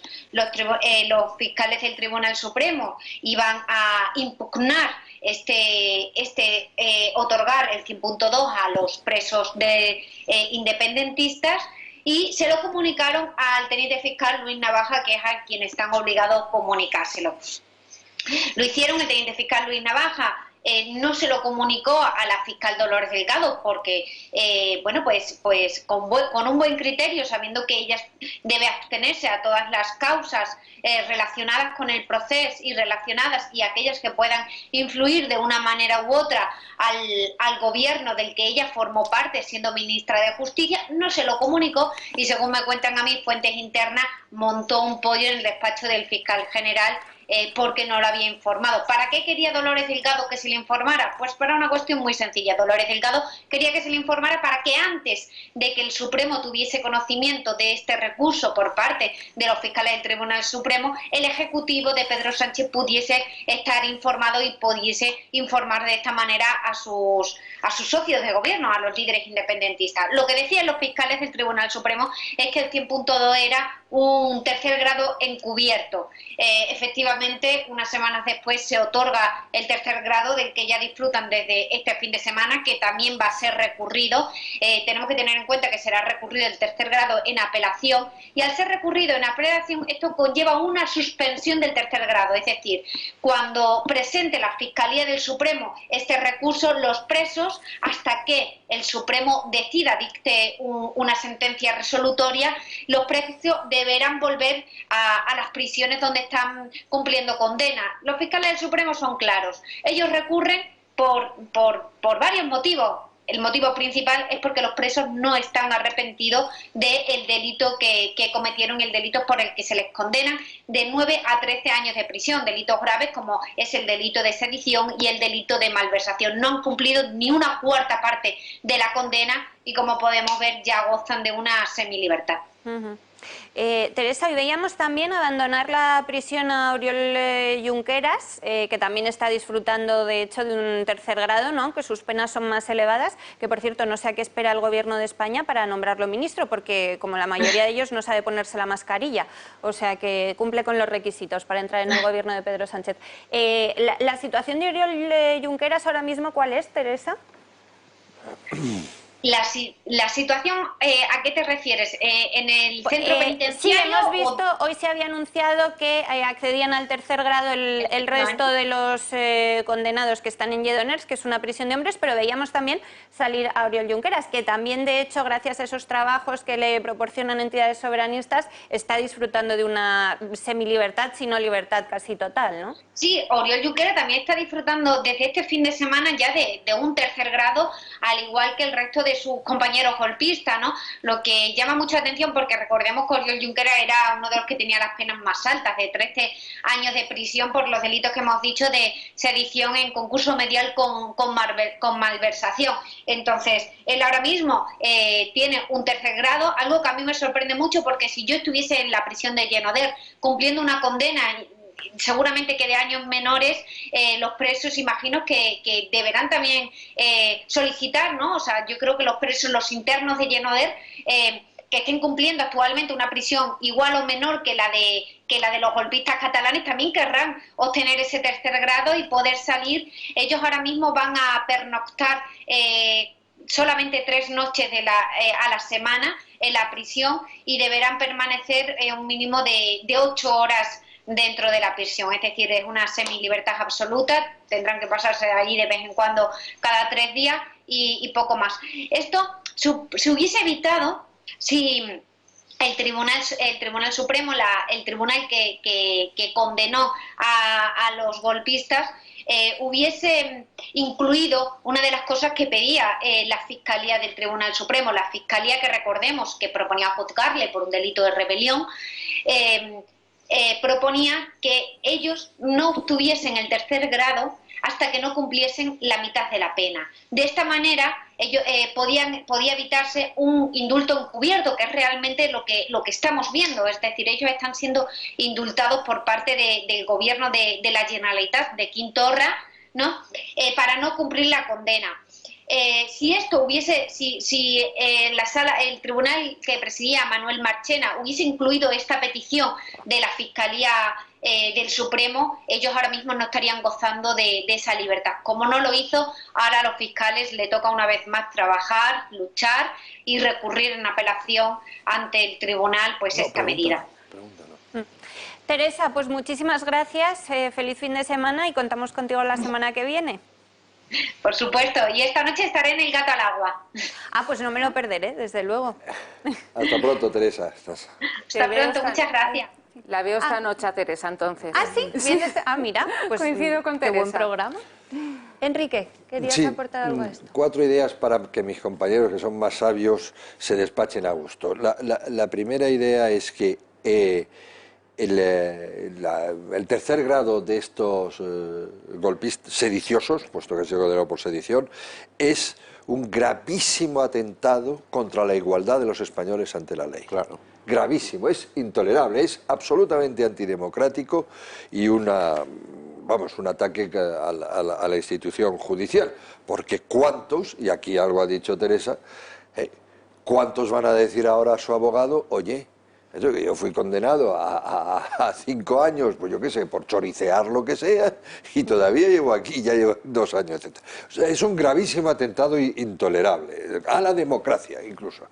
En segundo lugar, he de decir que, en cambio, me parece anecdótico, pero a mí sí me parece justificado que se enfadara mucho Lola, la de los puertos, porque la Fiscalía está bastante jerarquizada y lo mínimo que puede exigir es que es más o menos su subordinado lo que depende en el informe. Eso sí, tampoco es para... Vamos, todos han sido informados y después con esa información hace eso. Pero es la anécdota. Lo primero que he dicho es en mi opinión, es lo más importante. Tercero y penúltimo, ciertamente el Supremo tiene gran responsabilidad al haber rehusado la petición de tener por lo menos la mitad de la pena, pero también tiene una enorme responsabilidad, y yo en aquel momento era del PSOE y no me di cuenta, quien se le ocurrió en un momento dado transferir las... Vamos, es que eso no se le ocurre. Claro. Yo era muy amigo de la ministra francesa de Guigou, de Justicia y tal, y me decía, pero bueno, si es que, vamos a ver, la política penitenciaria, la ubicación de los precios y tal, es una poderosísima arma en manos del Estado, eso no se puede ceder porque cede seguridad y tal. Bueno, eso fue, y eso lo hizo Felipe González, las cosas como son. Y cuarta y última, pero ya por distender, a lo mejor los presos están tristes de tener que salir porque estaban en un maravilloso hotel 5 estrellas con despacho, etcétera, que ahora se tienen que hacer la comida. Pero esto, el número 3 de los 4 que has dicho a mí me parece importantísimo. Es decir, la política penitenciaria es algo que jamás se debería haber transferido. Jamás. Y también las pocas o muchas competencias en justicia, porque aunque es verdad que no mandan sobre los jueces, por supuesto, pero al final son los que les dan sus medios para trabajar, los que les dan, y al final influyen. Siempre, desgraciadamente, acabamos en lo mismo, que es que las autonomías son un cáncer. Bueno, tenemos que hablar de caso Dina porque nos vamos a quedar sin tiempo, si no, y eso no puede ser, porque según pueden leer hoy los espectadores en Libertad Digital, la imputación del vicepresidente segundo, Pablo Iglesias, podría estar más cerca de lo que pensamos. Miguel Ángel Pérez, periodista de Tribunales de Libertad Digital y Radio, creo que nos está escuchando ya. Muy buenos días. Muy buenos días, María. Pues cuéntanos. Bueno, pues ahora mismo, como dice el titular, parece que la imputación de Pablo Iglesias está más cerca, y el hecho es que ahora mismo pues los investigadores del caso Villarejo, ya llamado también el caso Dina, por el supuesto robo del teléfono móvil a la exasesora de Pablo Iglesias, tienen encima de la mesa pues 3 posibles delitos que podría haber cometido Pablo Iglesias. En primer lugar, el de revelación de secretos por acceder a la tarjeta de memoria de Dina Busselham. En segundo lugar, el de daños informáticos, porque al parecer, pues según la investigación, le entregó ya Pablo Iglesias la tarjeta de memoria a Dina dañada. Y en tercer lugar, pues el presunto delito de denuncia falsa. Todo ello porque Pablo Iglesias aseguró en sede judicial, se personó como perjudicado en la causa y aseguró pues que todo respondía, digamos, a una trama de las cloacas policiales en connivencia con medios de comunicación como OK Diario, etcétera, y estas afirmaciones en sede judicial de Pablo Iglesias las hizo nada más y nada menos que 3 años después de que los propios abogados de Podemos, en unos mensajes que hemos publicado en Libertad Digital y en otros medios de comunicación, pues asegurasen que no había ningún tipo de trama ni de robo, sino que presumiblemente todo respondía a una filtración de la propia Dina Busselham, que era la que había realizado los pantallazos de su móvil, de sus chats de Telegram con varios dirigentes del partido y que ella los habría difundido también a otros miembros del partido. Miguel Ángel, lo que tú cuentas, si yo lo he entendido bien, es que lo que parece ser que va a llevar a la imputación de Pablo Iglesias es la presunta denuncia falsa, ¿no?, sobre esa trama de las cloacas. Ahora mismo, tal y como está la investigación, de esos 3 delitos, el que más probabilidades tiene, según las fuentes jurídicas que hemos consultado, de prosperar y de recorrido judicial, ahora mismo sería el de denuncia falsa. Revelación de secretos puede quedarse por el camino, ya que la propia Dina Busselham puede perdonar a Iglesias y quedaría extinguida la acción penal. Los daños informáticos todavía están pendientes de varias diligencias, de que el juez vaya a Reino Unido a realizar una serie de pesquisas y de un informe de la policía científica. Sin embargo, pues ahora mismo el que parece más claro y el que podría, pues de alguna forma, cristalizar y propiciar esa imputación de Pablo Iglesias, que recordamos tendría que decidir el magistrado Manuel García Castellón de la Audiencia Nacional, presentando una exposición razonada ante el Tribunal Supremo, pues ese delito, ese presunto delito de denuncia falsa que ya habría cometido Iglesias en sede judicial, pues es el que ahora mismo tiene más probabilidades de que pueda prosperar. Lo que pasa que es que ese perdón de Dina todavía se tiene que producir, ¿no, Miguel Ángel? Aquí hemos contado cómo los fiscales daban por hecho que Dina perdonaba a Pablo Iglesias. Nosotros la verdad que también lo damos por hecho, ¿no? Porque bueno, al final pues Dina ahora mismo es directora de una web que prácticamente depende de Podemos, pero no se ha producido. Así es, pues todo parece ser que antes de que se pudiera, digamos, imputar a Pablo Iglesias, pues habría esa opción de requerir a Dina Busselham esa posibilidad de hacer el perdón expreso a Pablo Iglesias por ese delito de revelación de secretos, de haber accedido a su tarjeta con datos íntimos y personales sin ningún tipo de autorización, y eso pues le tendría que dar la oportunidad, digamos, a Dina Busselham para que perdonase a Iglesias.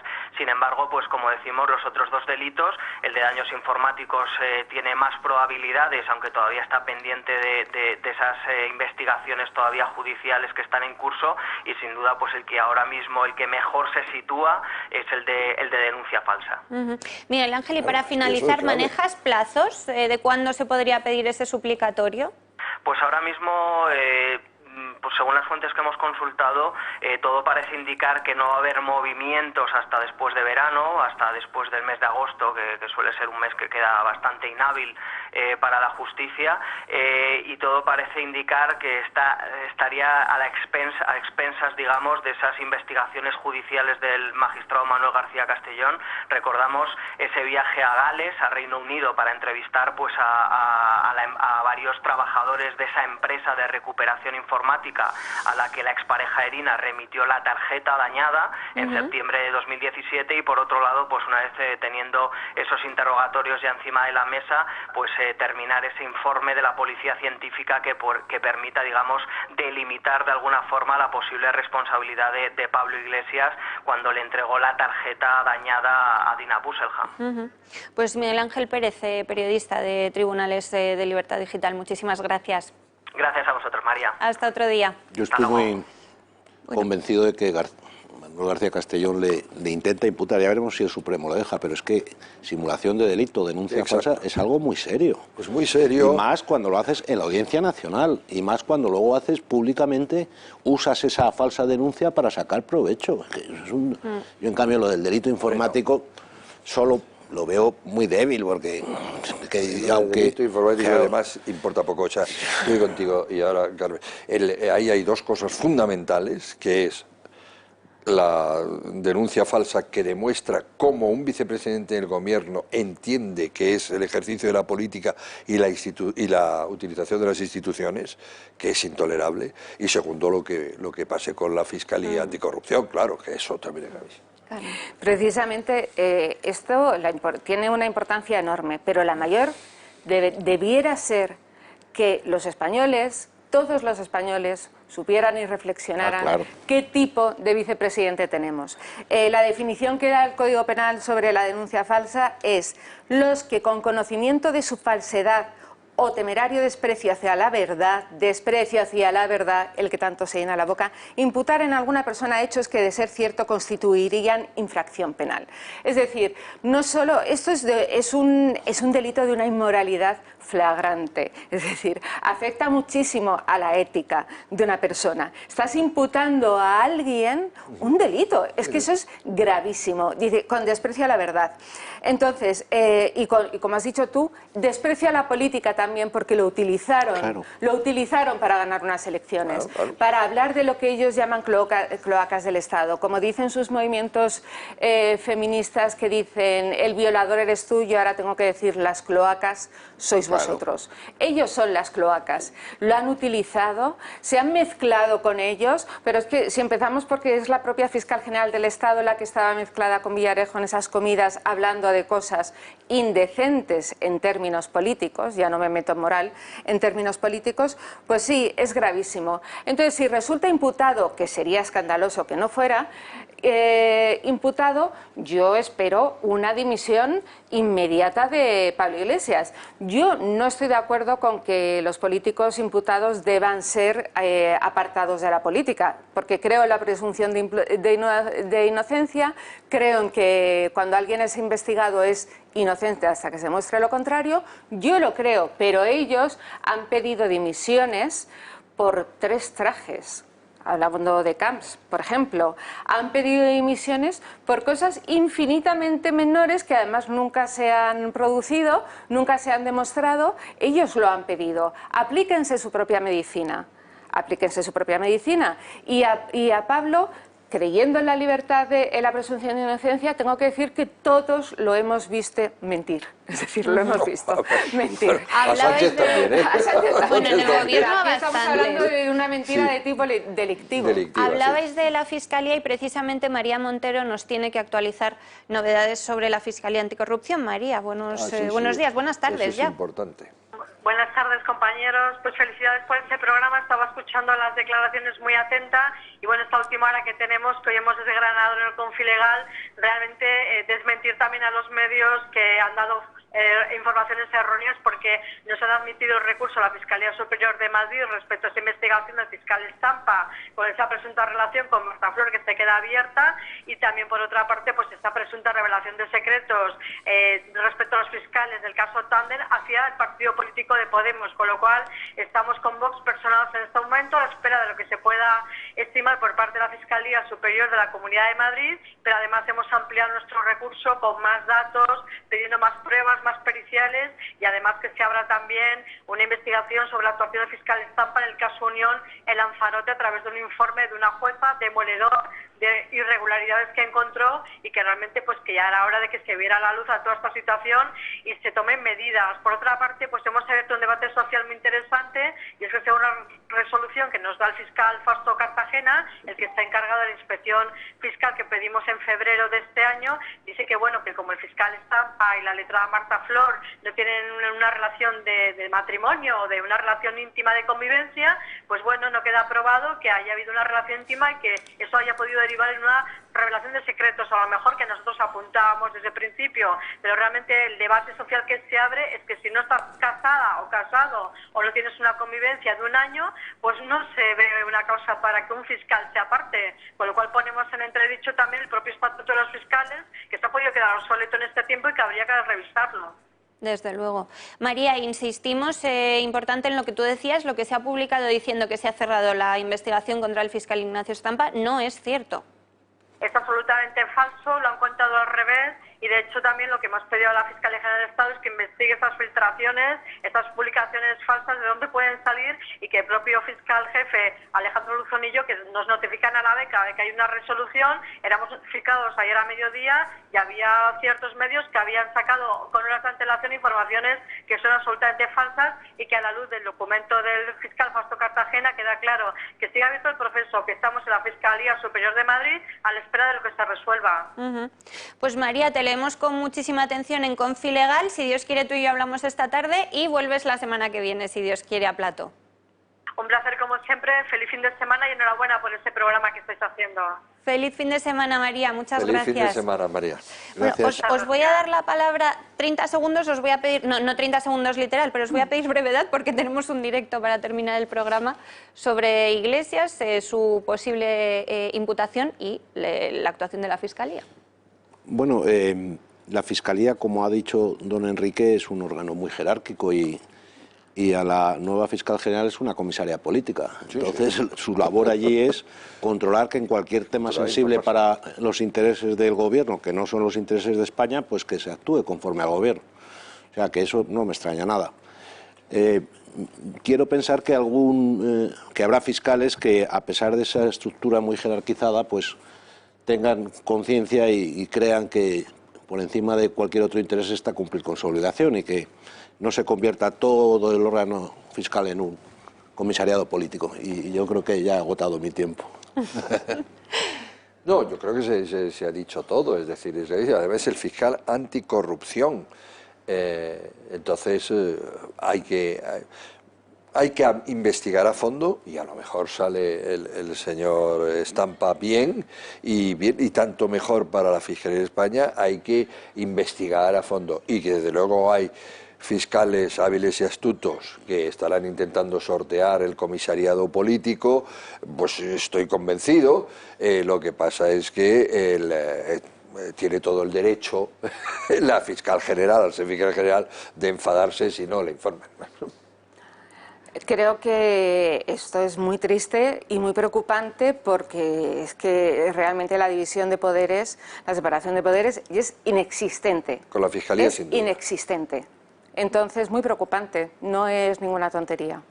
Pendientes de lo que pase con la imputación, aunque ya nos decía Miguel Ángel que no será antes del verano. Y aunque hoy no están con nosotros nuestros compañeros de Madrid 365, no queríamos dejar de hacer una recomendación de un plan, algo apetecible que hacer este fin de semana a los espectadores. Y voy a saludar a Alberto Soto, que está en Casa Rafa. Alberto. Y dispuesto a cocinar. ¿Qué tal, María? Buenos días. Si es que... Exactamente, eso te iba a decir, que si no salimos de Madrid, si no tenemos un plan mejor con la calor, oye, pues receta, hacer en casa algo maravilloso, rico, fresquito. Por eso nos hemos venido hasta Casa Rafa. Miguel Ángel Andrés, quizás una de las mejores manos de la cocina tradicional y a la vez moderna de Madrid, que vamos a preparar hoy. Buenos días. Buenos días. Vamos a preparar un tartar de lubina y salmón, que yo creo que es un platito muy fresco ahora para el verano. Por supuesto, es súper apetecible. Vamos a ver primero los ingredientes que necesitamos, que además son ingredientes que casi todos tenemos en casa, muy comunes. Bueno, quizá lo más difícil el pescado, pero el resto es huevo, perejil, cebolla, tenemos alcaparra y luego pues salsa perrin, tabasco, en fin, sal, pimienta y aceite. Eso yo creo que casi todos los tenemos. El ingrediente principal, la lubina y el salmón. Bueno, pedimos a nuestro pescadero que nos lo limpie muy bien para luego picarlo en casa, si podemos a cuchillo, que es como queda estupendo y muy bien limpito y muy bien picado. Ya el pescadero nos lo deja preparado, es muy importante, que quizás uno de los secretos, ¿no?, de vosotros, es un pescado de buena calidad. Bueno, el pescado sí, el pescado tiene que ser lo más fresco, sobre todo porque vamos a hacer una preparación en crudo, por lo tanto, aunque nosotros ahora nos exigen congelarlo para los restaurantes, pero desde luego partimos de un pescado totalmente fresco y en perfecto estado, claro. Pues vamos, si te parece, a comenzar con esa elaboración, porque además es muy rápida y muy sencilla. Ve contándonos qué vamos haciendo. Vamos a ir comprando, mira, un poquito de mostaza, ¿vale? Luego aquí con el tabasco y la salsa perrin, ya sabes, es un poco a gusto de cada uno del picante, ¿vale?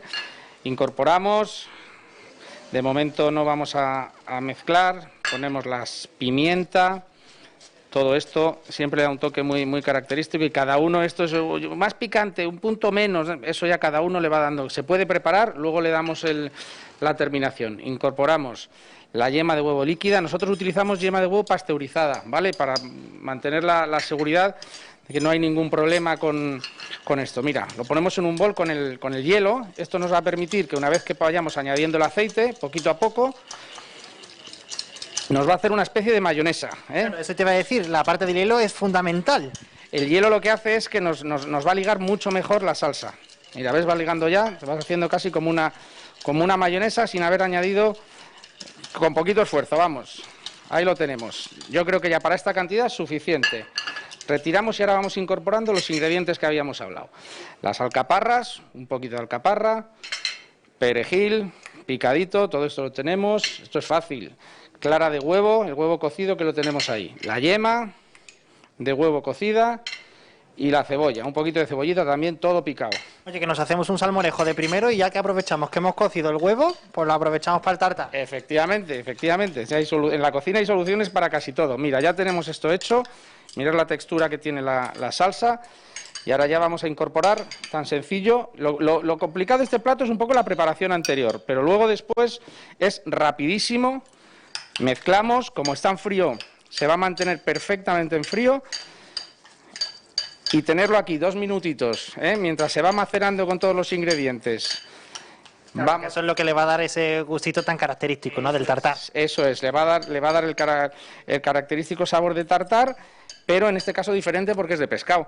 Nosotros en este punto lo damos a probar al cliente, nos dice ya si está bien de sal, si está bien de pimienta, en fin, un poco lo que el cliente demande, ¿vale?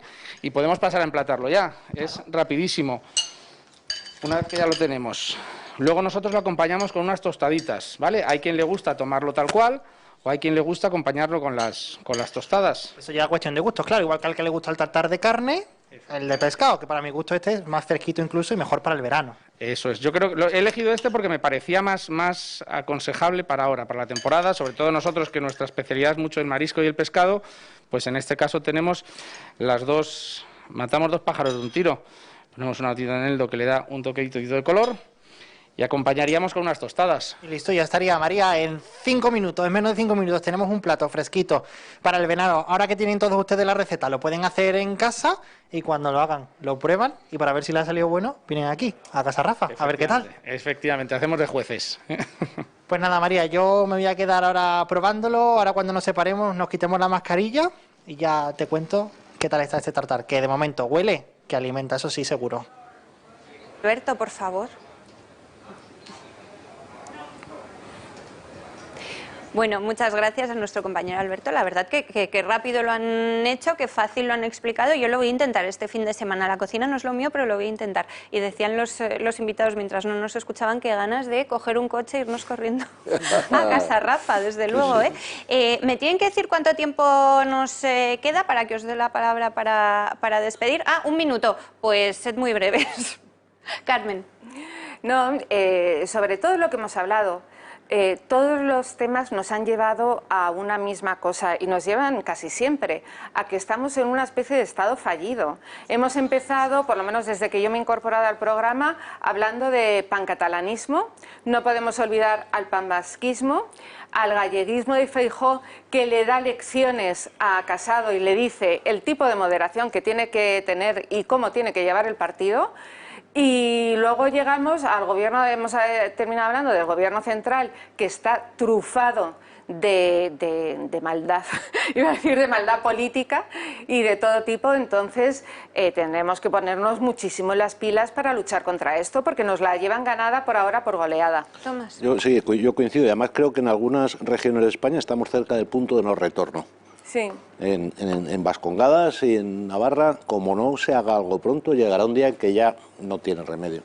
Enrique. Sí, me alegra mucho ver que doña Carmen recobra la idea de Estado fallido, que llevo defendiendo muchas veces desde hace años, porque sí, y ahora yo insistiría, Estado fallido por supuesto, no hay más que ver el tema de las banderas, la bandera de España ya se disuelve, o sea, el Estado se disuelve, pero democracia fallida también. Democracia fallida, en particular el Estado de Derecho, es una quimera en este momento en España. Pues nos hemos quedado sin tiempo para más. Hoy nos despedimos, eso sí, con buen sabor de boca. Gracias a Casa Rafa. Feliz fin de semana. Oye, pues...